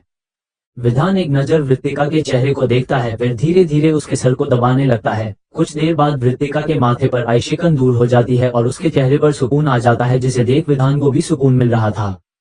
विधान को एहसास हो गया कि वृतिका सो चुकी थी, इसीलिए वो आराम से उसे साइड में लेटा देता है और उसके ऊपर ब्लैंकेट डाल देता है। विधान प्यार से वृतिका के चेहरे को निहार रहा था। फाइनली मेरा सुकून मेरे पास है, तुम्हारे लिए तो मैं दुनिया पलट दूं, बस तुम्हें खुद से दूर नहीं जाने दूं कभी। बस मैं अब तुम्हें इसी तरह अपने करीब देखना चाहता हूँ हमेशा। ऐसा बोल विधान वृतिका के माथे पर किस करता है। विधान की बाजू पर वृतिका इस वक्त सर टेका सो रही थी। फिर वो अचानक करवट लेकर विधान के सीने पर आपका सर घुसा लेती है। उसके ऐसा करने पर विधान मुस्कुरा देता है और अपने हाथों से वृत्तिका को अपने आगोश में लेकर सुकून से आंखें बंद कर लेता है। सुबह विधान की आंखों खुलती है तो वृत्तिका उससे छोटे खरगोश की तरह चिपक कर सो रही थी, जिसे देख उसके चेहरे पर मुस्कान आ गई और वो बड़े प्यार से वृत्तिका को निहारने लगता है। विधान एकटक बस उसका चेहरा देखे जा रहा था। तभी विधान का फोन बजता है तो विधान फोन उठाकर कान से लगा लेता है। फोन की दूसरी तरफ से आवाज आती है, किंग, मैडम पर हमला करने वाला बहुत शातिर है, कुछ पता नहीं लग पाया है। विधान ये सुन बिना बोले फोन काट देता है और एक नजर वृत्तिका को देखता है। तुम पर अटैक करने वाला जो कोई भी होगा उसकी मौत उसी वक्त तय हो चुकी है जिस वक्त उसने ऐसा सोचा। फिर वो वृत्तिका से दूर होकर उसे अच्छे से ब्लैंकेट से कवर कर देता है और रूम से बाहर निकल जाता है। अपार्टमेंट से बाहर आकर विधान गाड़ी में बैठता है और उसकी गाड़ियां वहां से एक झटके में निकल जाती है। सुबह के 10 बजे के आसपास वृत्तिका की नींद खुलती है तो कुछ देर तो वो विधान की गरीबी सोच कर ही नींद में ही मुस्कुरा रही थी। उसे रात की बातें याद आ रही थी जिसे सोच उसकी मुस्कान गायब नहीं हो रही थी। आज लंबे वक्त बाद वृत्तिका के चेहरे पर असली मुस्कान थी। तभी वृत्तिका एक नजर पूरे कमरे में डालती है और जैसे ही घड़ी पर नजर डालती है वो एक झटके में उठ हुई। मैं इतनी लेट तक सो रही थी, वो भी बिना टैबलेट्स के, ये तो हैरानी की बात है। दिल्ली से आने के बाद आज मुझे सुकून की नींद आई है। क्या इसकी वजह विधान है? वृत्तिका मुस्कुराते हुए सोच रही थी। तभी वृत्तिका को विधान का ख्याल आता है तो वो जल्दी से खड़ी हो जाती है और पूरे घर में देखने लगती है, लेकिन विधान वहां नहीं था। कहाँ गया? क्या चला गया? वृत्तिका का मुंह लटक गया इतना सोचकर ही।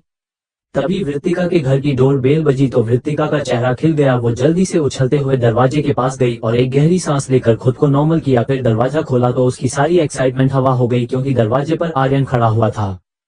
तुम? वृत्तिका हैरान होते हुए बोलती है। हाँ मैं, मेरे अलावा किसी एक्सपेक्ट कर रही थी तुम? अब तुम्हारे हाथ में चोट लगी थी तो मैंने सोचा क्यों न टेस्टी खाना ले आऊं। सही किया ना? आर्यन बोलता है। फिर आर्यन अंदर आ जाता है और वृत्तिका एक उम्मीद भरी नजर दरवाजे के बाहर डालती है और फिर दरवाजा बंद कर देती है। आर्यन डाइनिंग टेबल के पास जाकर खाना रख देता है। कमाल है वृत्ति, तू अब तक सो रही थी, मुझे तो जल्दी उठने को बोलती है। वृत्तिका बोलती है, वो रात को नींद नहीं आई इसीलिए सुबह आंख लगी। तुझे फिर से साइकाइट्रिस्ट के पास जाना चाहिए और फिर से सेशन और ट्रीटमेंट स्टार्ट करने चाहिए। इतनी नींद की टैबलेट्स तेरी हेल्थ के लिए ठीक नहीं है वृत्ति, आर्यन थोड़ा परेशान होते हुए कहता है। नहीं मैं ठीक हूँ आर्यन, अब ट्रीटमेंट की जरूरत नहीं है, वृत्तिका कहती है। वृत्ति, तू कई रातें बिना सोए निकाल देती है और तू बोल रही है तू ठीक है। देख तुझे एक बार फिर से सेशन लेने चाहिए। आर्यन के चेहरे पर फिक्र साफ नजर आ रही थी। अच्छा मैं देखूंगी, और वैसे भी मैंने रात कोई टैबलेट नहीं ली थी, बिना दवाई के ही सोई हूँ मैं, वृत्तिका कहती है। ये तो अच्छी बात है, फिर भी अगर तुझे ज्यादा परेशानी हो तो एक बार साइकाइट्रिस्ट के पास वापस जरूर जाना, आर्यन खाना प्लेट्स में निकालते हुए कहता है। अच्छा तुम खाओ, मैं फ्रेश होकर आती हूँ। इतना बोलकर वृत्तिका रूम में चली जाती है और अंदर जाकर उसके चेहरे पर मुस्कान आ जाती है। वाकई कल मैं बिना टैबलेट के सो रही थी, मेरा ट्रीटमेंट मुझे मिल गया, लेकिन पता नहीं सुबह सुबह कहाँ चला गया, वृत्तिका मुस्कुराते हुए बोलती है। तब वृत्तिका की नजर उसके फोन पर पड़ती है तो वो फोन हाथ में लेती है। उसके फोन में एक अनसीन मैसेज था। वृत्तिका मैसेज ओपन करती है। गुड मॉर्निंग एंग्री बर्ड, मुझे पता है मुझे अपने सामने ना देखकर तुम बेचैन हो, लेकिन इतना भी याद मत करो कि मैं तुम्हारे पास दौड़ा आ जाऊं, क्योंकि अगर मैं आ गया तो तुम्हारी बेचैनी बढ़ जाएगी मुझे करीब देखकर। वो मैसेज देखकर वृत्तिका के चेहरे पर मुस्कान आ गई और वो फोन रख बाथरूम में घुस जाती है। नहाकर वृत्तिका रूम से बाहर आती है और बाहर चली जाती है जहां आर्यन उसका इंतजार कर रहा था। वृत्तिका जाकर उसके पास बैठ जाती है। वृत्तिका और आर्यन आपस में बात ही कर रहे थे कि वृत्तिका का फोन बजा। वृत्तिका फोन देखती है तो ये उसके चाचू विष्णु जी की कॉल थी। वृत्तिका फोन उठा लेती है। हेलो चाचू। वृत्ति बेटा कैसी हो? विष्णु जी की थोड़ी मायूस आवाज आती है। हाँ चाचू मैं बिल्कुल ठीक हूँ, बाकी सब कैसे है और आप? वृत्ति बोलती है। सब ठीक है बेटा, लेकिन मैंने टीवी में देखा तू कितनी ठीक है, जो तुझे अपने काम से प्यार है मैं समझता हूँ, लेकिन अपना ध्यान भी रखा कर, विष्णु जी परेशान होते हुए कहते हैं। चाचू मैं सच में ठीक हूँ, आप परेशान लग रहे हैं, क्या बात है? वृत्तिका विष्णु जी की आवाज में परेशानी भांप लेती है। कुछ नहीं बेटा, मैं बस ये बोल रहा था कि तू भोपाल आ रही है ना, 4 दिन बाद भाई साहब भाभी जी और रुचि प्रशांत की बरसी। इससे आगे वो कुछ नहीं बोल पाते क्योंकि उनका गला रूंध गया था। वृत्तिका के दिल में भी मानो एक ही घाव फिर से ताजा हो गया। फिर वो खुद को संभालती है और बोलती है, हाँ चाचू मैं आऊंगी। ओके बेटा, तैयारी भी करनी है, मैं रखता हूँ, जल्दी आना। इतना बोल विष्णु जी फोन रख देते हैं। वहीं वृत्तिका के जहन में भी फिर से वही तकलीफ घर कर गई जिसे आर्यन समझ गया था। वृत्ति तू परेशान मत हो यार, इतनी मुश्किल से नॉर्मल हुई है अब वापस वैसे ही। आर्यन को वृत्तिका के लिए डर लग रहा था। मैं ठीक हूँ आर्यन, वृत्तिका चेहरे पर बनावटी मुस्कान ये कहती है। अच्छा वृत्ति, मैं हेडक्वार्टर जा रहा हूँ, कुछ जरूरी काम था, मैं बाद में मिलता हूँ, आर्यन खड़ा होते हुए कहता है। वृत्तिका फिर कुछ सोचते हुए आर्यन से पूछती है, वैसे आर्यन एसएफ की इंफॉर्मेशन लीक करने वाले का पता चला? अंकल ने बताया कि किसी ने मीडिया में ये इंफॉर्मेशन लीक कर दी थी कि एसएफ सीक्रेट हाईजैक वाला मिशन लीड कर रहे हैं और कई लोगों की जान खतरे में डाल रहे हैं। आर्यन बोलता है, इसी बारे में मीटिंग है, तुझे चोट लगी है तो डैड ने बोला है तू आराम कर घर ही, जो भी ऑफिसर्स वहां मौजूद थे उनकी मीटिंग है आज।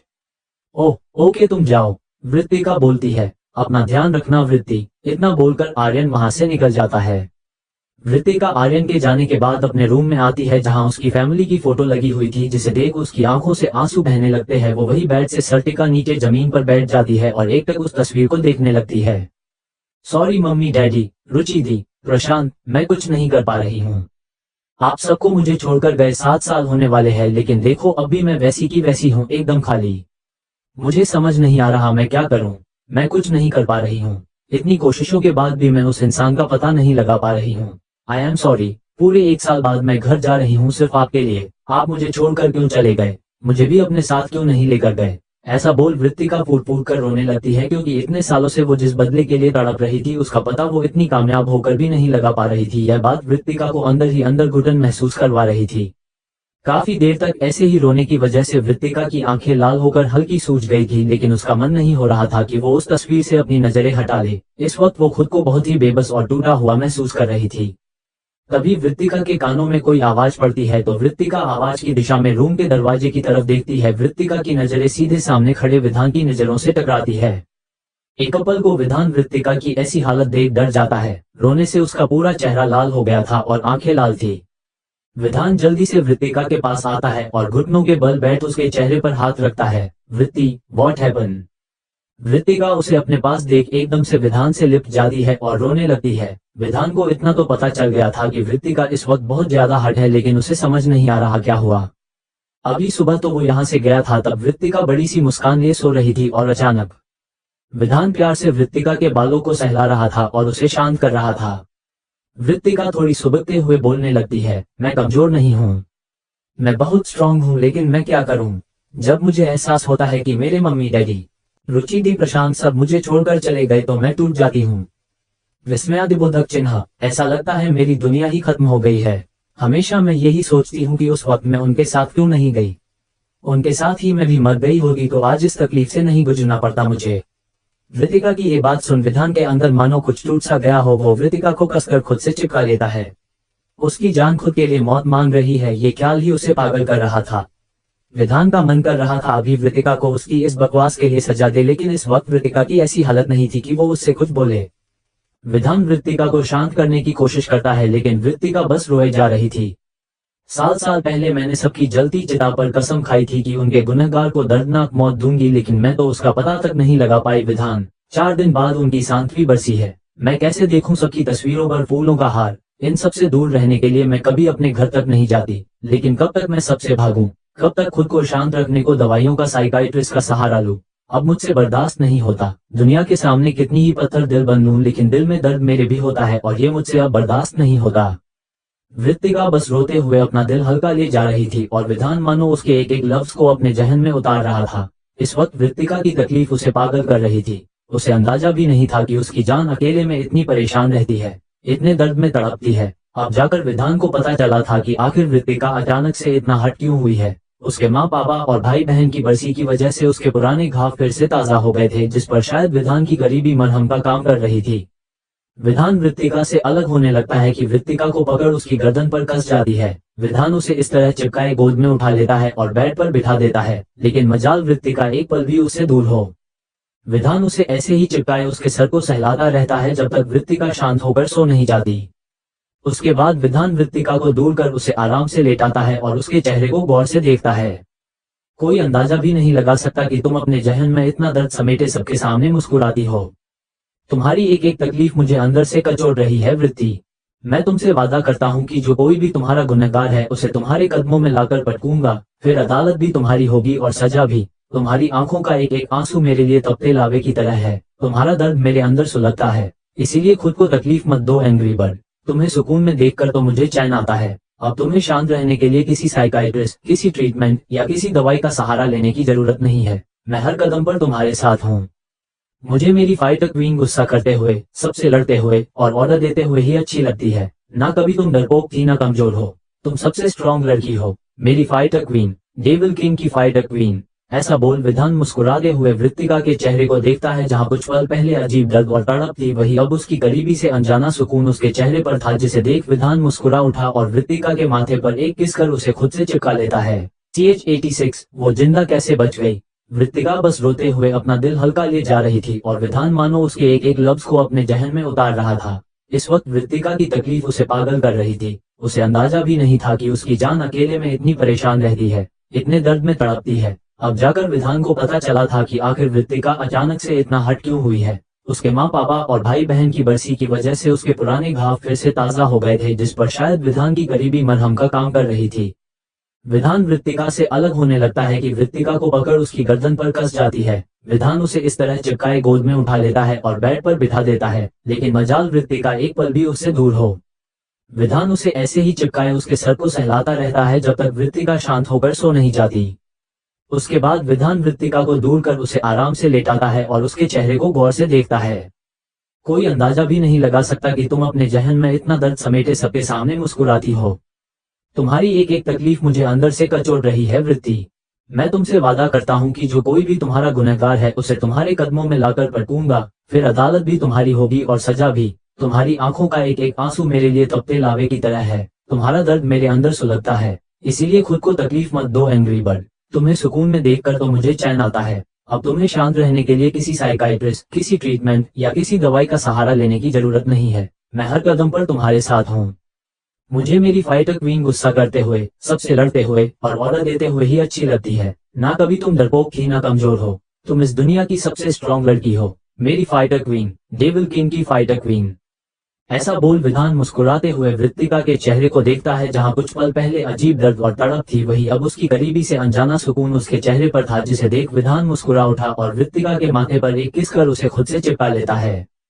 जैसे ही सुबह वृत्तिका की आंख खुलती है, वो एकदम से अपने सामने विधान की देखती है। विधान का चेहरा देख वो एक टक उसे प्यार से देखने लग जाती है। कुछ पल तो वो कल की बात याद करने लगती है और जैसे ही उसे सब याद आता है वो एकदम से उठने लगती है। लेकिन विधान की पकड़ से निकलना उसके लिए आसान नहीं था। भले ही वो SF सीनियर कमांडो थी, लेकिन विधान भी कम नहीं था। उसने भी ऐसी ट्रेनिंग ले रखी थी कि कई लोगों को वो एक झटके में ढेर कर सकता था। वृत्तिका मछली की तरह छटपटा रही थी कि विधान अपनी आंखें बंद किए ही बोलता है, कोशिश बेकार है। तुम तभी आजाद हो सकती हो जब मेरा मन करेगा उठने का, इसीलिए सोने दो, मुझे डिस्टर्ब मत करो। वृत्तिका उसे घूरने लगती है। तुम सोने का नाटक कर रहे हो और तुम मेरे पास कैसे सो रहे हो? ऐसे इतना बोल विधान उसे और कस कर खुद से चिपका लेता है। वृत्तिका हैरानी से उसे देखती रहती है। वो समझ गई थी कोशिश बेकार है, इसीलिए वो शांत हो कुछ सोचने लग जाती है। वहीं काफी देर ऐसे ही पड़े रहने की वजह से वो परेशान हो गई थी और फिर से कोशिश करती है। इस बार वो जोर से विधान की बाजू पर बाइट करती है, जिससे विधान की पकड़ ढीली पड़ जाती है और उसी पल वृत्तिका निकलकर बाथरूम में घुस जाती है। इस एकदम के हमले के लिए विधान भी तैयार नहीं था, इसीलिए वो चौंक कर उठता है। ये बाइट तुम्हें बहुत महंगा पड़ेगा वृत्ति, देखना ऐसा बाइट दूंगा कि तुमसे देखा नहीं जाएगा, विधान जोर से बोलता है। बाथरूम में वृत्तिका उसकी बात सुन घबराहट में भी मुस्कुरा रही थी। कुछ देर बाद वो रूम से बाहर आती है और चारों तरफ देखती है, वहां विधान नहीं था। वृत्तिका फिर हॉल में जाती है। विधान किसी से बात कर रहा था, इसीलिए वृत्तिका चुपचाप किचन में चली जाती है। कुछ देर बाद विधान कॉल से फ्री होकर उसके पास आता है। चलो अपनी पैकिंग करो। वृत्तिका हैरानी से बोलती है, पैकिंग? लेकिन क्यों? विधान बोलता है, दिल्ली जाना है, एक अर्जेंट काम आ गया है ऑफिस में, तो मुझे ऑफिस जाना होगा। हाँ तो तुम जाओ ना। मैं क्यों जाऊं दिल्ली? वृत्तिका थोड़ी लापरवाही से कहती है। विधान उसकी बात सुन उसके करीब आता है। लिसन, तुमने मॉम को प्रॉमिस किया था और मैंने मॉम को प्रॉमिस किया था कि मैं तुम्हें साथ लेकर आऊंगा, इसीलिए चुपचाप मेरे साथ चलो वरना उठाकर ले जाऊंगा। वृत्तिका एक तो उसके इतना करीब होने से घबरा रही थी, ऊपर से विधान की ऐसी बातें। मैं आ जाऊंगी खुद से, तुम जाओ। मैं तुम्हें छोड़कर जाने वाला नहीं हूँ। पहले तुम्हारी बात मानकर 3 महीने दूर रहा मैं, रात देख लिया मैंने अकेले में तुम खुद का ध्यान कैसे रखती हो। अब चुपचाप मेरे साथ चलो, विधान अब ऑर्डर देने के लहजे से बोलता है। वो मैं बस थोड़ी परेशान थी, रोज रोज नहीं होता ऐसा, मैं ठीक हूँ तुम जाओ, वृत्तिका कहती है। विधान वृत्तिका की कमर पकड़ उसे अपने करीब खींचता है। तुम मेरे साथ चल रही हो। वृत्तिका, जिसके दिमाग में इस वक्त न जाने कितने ख्याल दौड़ रहे थे। मैं दिल्ली कैसे जा सकती हूँ? अभी तो मुझे उस डीके का भी पता लगाना होगा। मुझे जानना है आखिर मेरी हेल्प करने वाला ये है कौन। लेकिन ये विधान समझता क्यों नहीं है? इतना जिद्दी क्यों है ये? विधान उसे चेहरे को गौर से देख रहा था, लेकिन चुपचाप बस वृत्तिका के दिमाग के शांत होने का इंतजार कर रहा था। सोच तो ऐसे रही है मानो तोप में लेटने को कह दिया हो मैंने। इतना सोचने की क्या जरूरत है? घर ही तो लेकर जा रहा हूँ, ऐसा तो नहीं कि दुनिया से ही गायब कर रहा हूँ इसे मैं। वहीं वृत्तिका अपने दिमाग के घोड़े दौड़ाए जा रही थी कि सोचते सोचते उसकी नजर विधान पर पड़ी, जो उसे ही देख रहा था। इसे देख वो अपने ख्यालों की पोटली को बंद कर देती है और उसे घूरती है। ऐसे क्या देख रहे हो? देख रहा हूँ, तुम सोच तो इतना रही हो लेकिन चलनी तुम्हारी एक नहीं है। विधान मुस्कुराते हुए उसके माथे पर अंगुली से टेप करता है। क्यों नहीं चलने वाली? मेरी मर्जी की मालकिन हूँ मैं, वृत्तिका भी पूरे कॉन्फिडेंस में कहती है।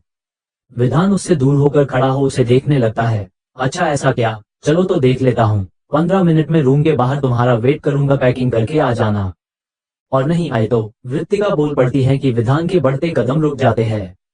नहीं आए बाहर तो मैं तुम्हें उठाकर ले जाऊंगा। ऐसा बोल विधान रूम से बाहर निकल जाता है।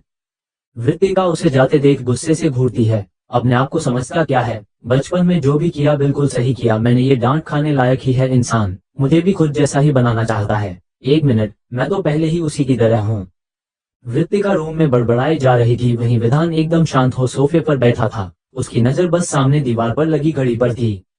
जैसे ही 15 मिनट पूरे हुए विधान एकदम सोफे से खड़ा हो रूम की तरफ कदम बढ़ाता है, तभी रूम का दरवाजा खुलता है और ट्रॉली बैग को गुस्से में घसीटते हुए वृत्तिका कमरे से बाहर आती है।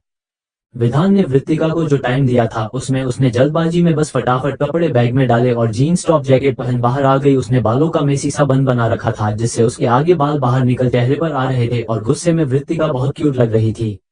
विधान मुस्कुराते हुए वृत्तिका को देख रहा था, तभी वृत्तिका उसके सामने अपना बैग रख देती है। ऐसे घूर क्या रहे हो? उठाओ इसे और लेकर चलो। खबरदार जो किसी गार्ड को पकड़ आया तो मैं जाऊंगी नहीं तुम्हारे साथ।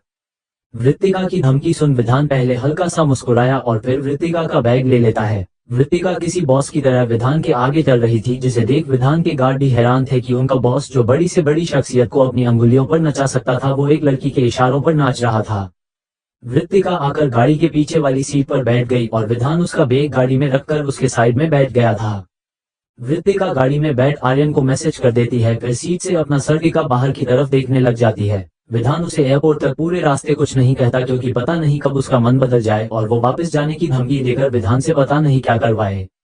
विधान ने घर पर वाणी जी को बता दिया था कि वो वृत्तिका को साथ लेकर आ रहा था, इसीलिए वाणी जी आज बहुत ज्यादा खुश थी और वो खुद से वृत्तिका के लिए उसकी पसंद का खाना बना रही थी, जो वो बचपन में उसके लिए बनाया करती थी जब वो साथ में दिल्ली रहते थे। कीर्ति भी आज खुश थी। कॉलेज इंसिडेंट के बाद कीर्ति तो मानो खुलकर मुस्कुराना ही भूल गई थी। अपनी आंखों के करीब इतना खतरनाक मौत का मंजर उसके दिल में घर कर गया था, इसीलिए वो हादसा उसका सुकून भी साथ ले गया था।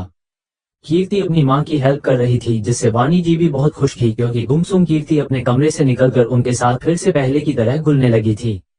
यशवी और रुद्र दोनों धीरज जी के साथ ऑफिस गए हुए थे और अभय सिंह जी वो तो आज वृत्तिका के आहूजा विला आने की एक्साइटमेंट में हेडक्वार्टर भी नहीं गए थे। वो भी वृत्तिका के आने से बहुत खुश थे और वैसे भी अभय सिंह जी वृत्तिका के लिए विधान के दिल की फीलिंग के बारे में जानते थे और उन्हें बहुत खुशी भी थी कि उनके पोते को ऐसी लड़की से प्यार हुआ जैसी वो विधान के लिए चाहते थे। उधर चिराग जो किसी से फोन पर बात कर रहा था, फोन करते ही गुस्से में अपने सामने रखी टेबल पर लात मारता है। वृत्तिका ने अचानक से इतनी छुट्टियां कैसे ले ली? कहाँ गई है वो आखिर? जो लड़की एक दिन ड्यूटी मिस नहीं करती अचानक से मुंबई से चली गई। मैं भी डेट की वजह से यहाँ नजरबंद हो गया हूँ, वरना बताता मैं सबको। ओ गॉड, ये 1 महीना कब निकलेगा? मैं तड़प रहा हूँ उसे देखने के लिए। चिराग गुस्से में अपने बेड पर बैठ जाता है। तभी चिराग का फोन बजता है, जिस पर रिया का नंबर फ्लैश हो रहा था। उसे देख एक बार को चिराग का मुंह बन जाता है और वो फोन को घूर रहा था। चलो जब तक वृत्तिका नहीं मिलती इसी से काम चलाता हूँ। आखिर ये किस लिए है? मुझसे बहुत प्यार करती है ना ये, इसका प्यार के मजे ले लूं तब तक। ऐसा सोच चिराग फोन उठा लेता है और उधर से एक लड़की की मदहोशी भरी आवाज आती है, जिससे साफ पता चल रहा था वो नशे में थी। हेलो बेबी, कहाँ हो तुम बेबी? मेरा फोन नहीं उठा रहे थे? चिराग बनावटी मुस्कान लिए बोलता है, हे बेबी, मैं तुम्हें ही याद कर रहा था। अब तुम्हें तो पता ही है डेड से बहस हो गई थी, तो यहीं घर पर हूँ। डेड ने बाहर जाने से मना कर दिया है। रिया की आवाज आती है, क्या सच में? क्या तुम सच में पार्टी में नहीं आओगे? अंकल ने घर से निकलने को मना कर दिया तो? ऐसी कोई ताकत नहीं बनी जो चिराग कश्यप को रोक सके। तुम बताओ, मैं आऊंगा तो मुझे क्या मिलेगा? आखिर तुम्हारे लिए तो मैं कहीं से भी आ जाऊंगा। चिराग की बातों से हवस की बू साफ आ रही थी, लेकिन रिया नशे में इसे भी प्यार की बौछार समझ रही थी। रिया भी थोड़ा मदहोश अंदाज में बोलती है, जो तुम चाहो बेबी। आखिर तुम्हारे आने से ही तो मेरी पार्टी में रौनक आती है। इतना हॉट बंदा मेरा बॉयफ्रेंड है, ये जानकर पार्टी में लड़कियों की जो हालत होती है उसे देखकर मुझे बड़ा सुकून मिलता है।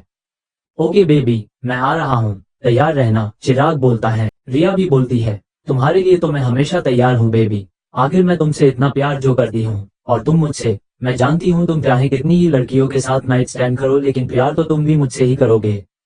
हाँ बेबी, क्यों नहीं। आखिर तुम सबसे अलग जो हो, तुम मेरे लिए सब कुछ करने को तैयार रहती हो, तो तुमसे प्यार कैसे ना हो। चिराग रिया को बहकाने को बोलने लगता है। आई लव यू बेबी, जल्दी आओ, मैं वेट कर रही हूँ, रिया बोलती है। चिराग रिया की बात सुन मुस्कुराता है और फोन रख देता है। फिर वो फोन में रिया की तस्वीर को घूरता है। इसे क्या लगता है, चिराग कश्यप के साथ रातें गुजार ये मेरे अंदर बस जाएगी। ये दो कौड़ी की लड़की मुझसे प्यार शादी के सपने देख रही है, लगता है अपनी औकात भूल गई है मेरी बेबी। मुझे ऐसी नाजुक कलिया नहीं, वृत्तिका अवस्थी की तरह वोल्केनो पसंद है, जिससे जितना दूर रहने की कोशिश करो उसकी तपिश उसके अंदर की आग का एहसास करवाती हो। और इस वक्त उससे जो दूरी है उससे मेरे अंदर भी आग सुलग रही है, और इसे शांत करने को मुझे ऐसे मोहरों की जरूरत तो है ही। ऐसा बोल चिराग जोर से हंसता है और अपना फोन लेकर कमरे से बाहर निकल जाता है। एक जगह पर लगभग 30 साल का आदमी गुस्से में बैठा हुआ था और सामने लगी वृत्तिका की तस्वीर को घूरता है। वो जिंदा कैसे बच गई? आखिर इतने लोग मिलकर भी इसे एक गोली नहीं मार पाए। इसे बचाने वाला था कौन, जिसने मेरे आदमियों को इतनी आसानी से खत्म कर दिया? सामने बैठा एक दूसरा आदमी जिसने एक सफेद टोपी सर पर लगा रखी थी और एक ब्लैक व्हाइट चेक्स का स्कार्फ गले में डाल रखा था, वो भी परेशान था। मेरे भी समझ नहीं आ रहा जिहान मियां, ऐसा कौन था जिसने ऐन मौके पर उसे बचा लिया और इतनी बेरहमी से हमारे आदमियों को मार डाला कि उनकी लाश तक नसीब न हुई। सलीम चाचा, मुझे कुछ नहीं सुनना, मुझे इस लड़की की मौत चाहिए।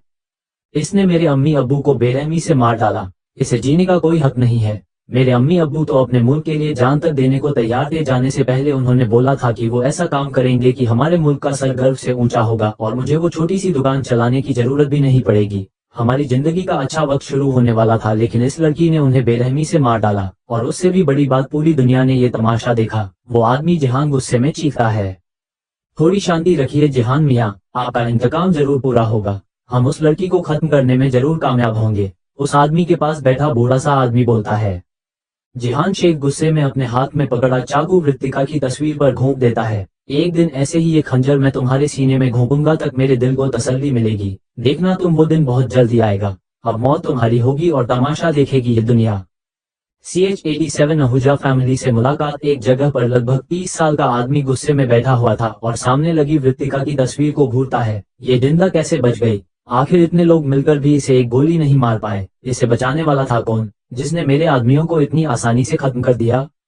सामने बैठा एक दूसरा आदमी जिसने एक सफेद टोपी सर पर लगा रखी थी और एक ब्लैक व्हाइट चेक्स का स्कार्फ गले में डाल रखा था, वो भी परेशान था। मेरे भी समझ नहीं आ रहा जिहान मियां, ऐसा कौन था जिसने ऐन मौके पर उसे बचा लिया और इतनी बेरहमी से हमारे आदमियों को मार डाला कि उनकी लाश तक नसीब न हुई। सलीम चाचा, मुझे कुछ नहीं सुनना, मुझे इस लड़की की मौत चाहिए। इसने मेरे अम्मी अब्बू को बेरहमी से मार डाला, इसे जीने का कोई हक नहीं है। मेरे अम्मी अब्बू तो अपने मुल्क के लिए जान तक देने को तैयार थे। जाने से पहले उन्होंने बोला था कि वो ऐसा काम करेंगे कि हमारे मुल्क का सर गर्व से ऊंचा होगा और मुझे वो छोटी सी दुकान चलाने की जरूरत भी नहीं पड़ेगी। हमारी जिंदगी का अच्छा वक्त शुरू होने वाला था, लेकिन इस लड़की ने उन्हें बेरहमी से मार डाला। और उससे भी बड़ी बात, पूरी दुनिया ने ये तमाशा देखा। वो आदमी जिहान गुस्से में चीखता है। थोड़ी शांति रखिए जिहान मियां, आपका इंतकाम जरूर पूरा होगा। हम उस लड़की को खत्म करने में जरूर कामयाब होंगे, उस आदमी के पास बैठा बूढ़ा सा आदमी बोलता है। जिहान शेख गुस्से में अपने हाथ में पकड़ा चाकू वृत्तिका की तस्वीर पर घोंप देता है। एक दिन ऐसे ही ये खंजर मैं तुम्हारे सीने में घोंपूंगा तक मेरे दिल को तसल्ली मिलेगी। देखना तुम, वो दिन बहुत जल्दी आएगा। अब मौत तुम्हारी होगी और तमाशा देखेगी ये दुनिया। विधान वृत्तिका के साथ एयरपोर्ट पहुंचता है, जहां उसका जेट पहले ही रेडी था। वो वृत्तिका के साथ अंदर चला जाता है। वो जेट पर्सनल अहूजा फैमिली के लिए था, जिसे ज्यादातर बस विधान ही यूज करता था, क्योंकि उसे लोगों का शोर शराबा पसंद नहीं। विधान के अलावा बाकी अहूजा फैमिली ज्यादातर बिजनेस क्लास से ट्रेवल करना पसंद करती है।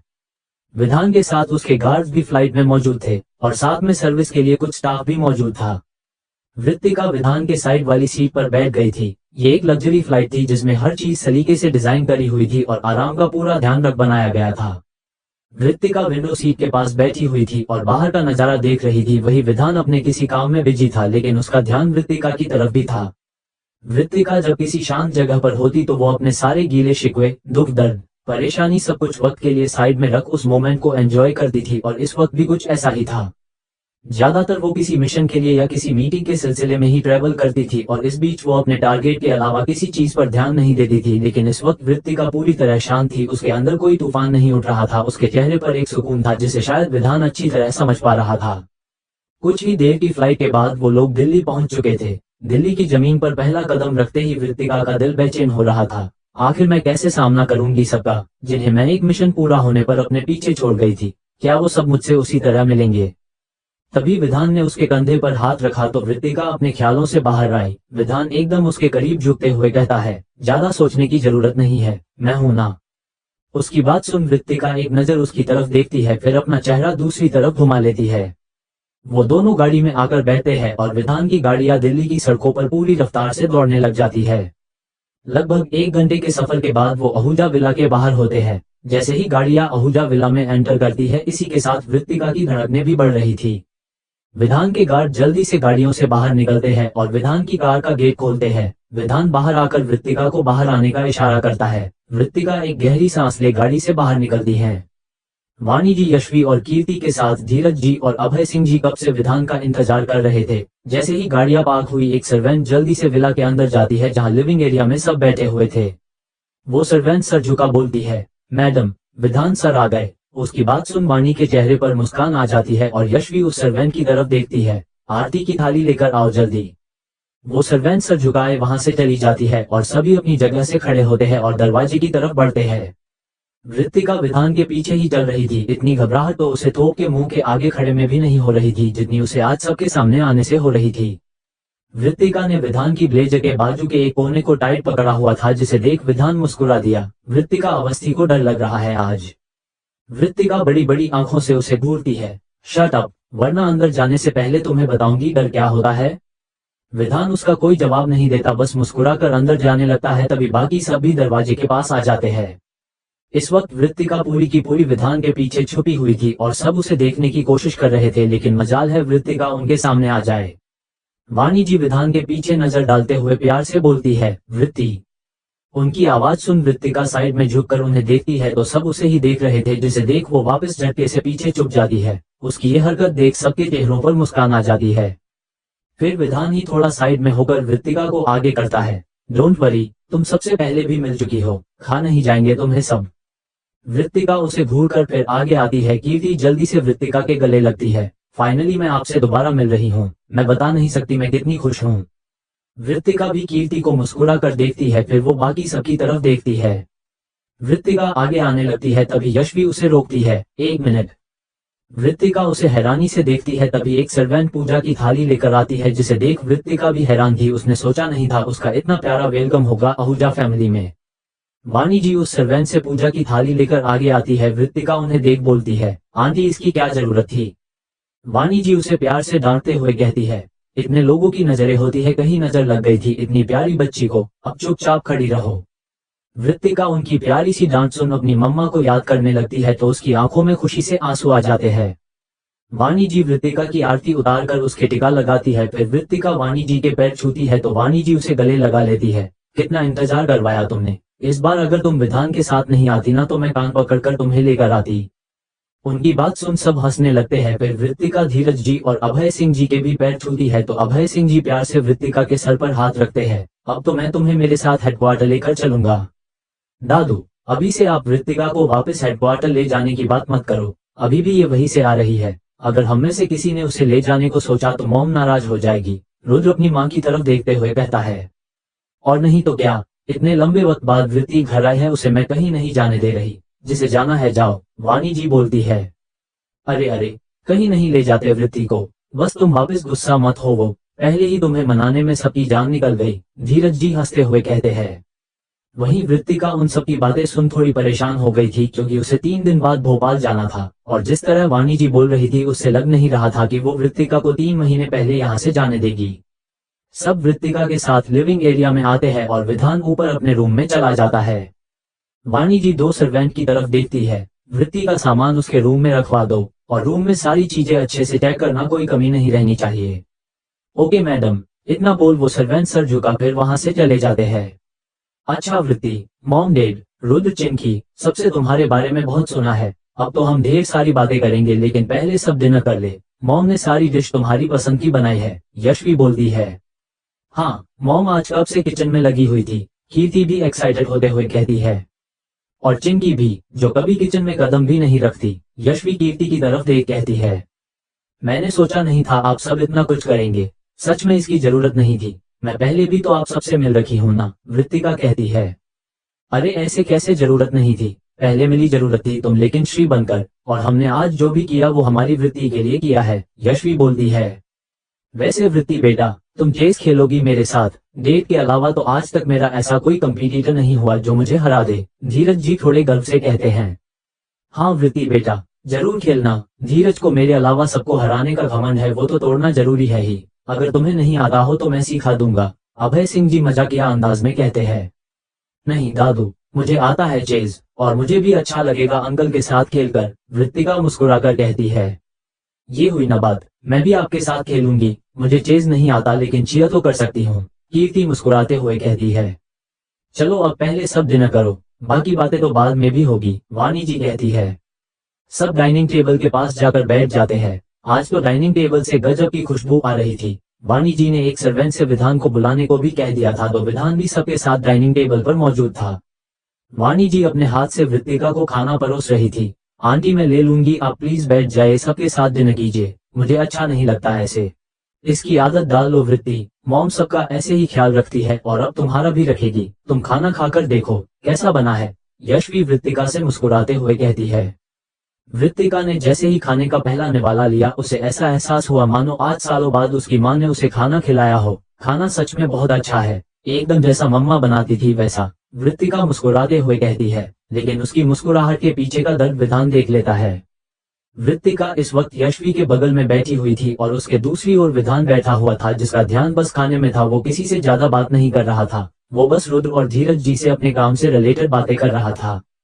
वृत्तिका खाना खाते हुए एक नजर विधान को देखती है, जो एक तक अपने फोन में देख रहा था। ऐसे तो कितना बड़बड़ करता है, अब बोले ना देखे सबके सामने, भीगी बिल्ली हो।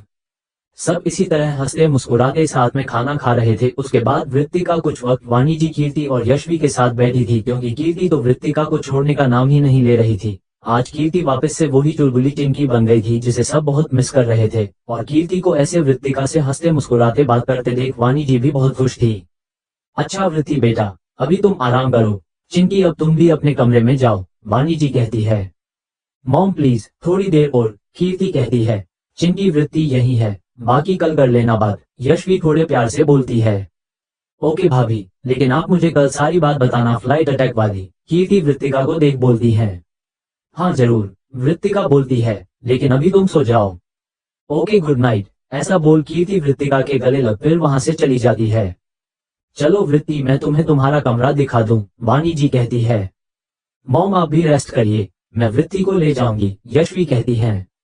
ओके बेटा, गुड नाइट, इतना बोल वाणी जी भी चली जाती है। वृत्तिका यशवी के साथ लिफ्ट की तरफ बढ़ती है। वैसे आज सब बहुत खुश थे, खासकर चिंकी, और ये सिर्फ तुम्हारी वजह से, यशवी मुस्कुराते हुए कहती है।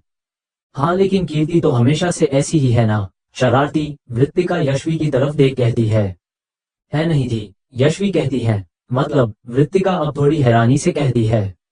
यशवी बोलती है, कॉलेज इंसिडेंट का चिंकी को ऐसा सदमा लगा था कि उसने तो सबसे घुलना मिलना बात करना ही बंद कर दिया, यहाँ तक कि उसे साइकाइट्रिस्ट के पास भी ले जाना पड़ा।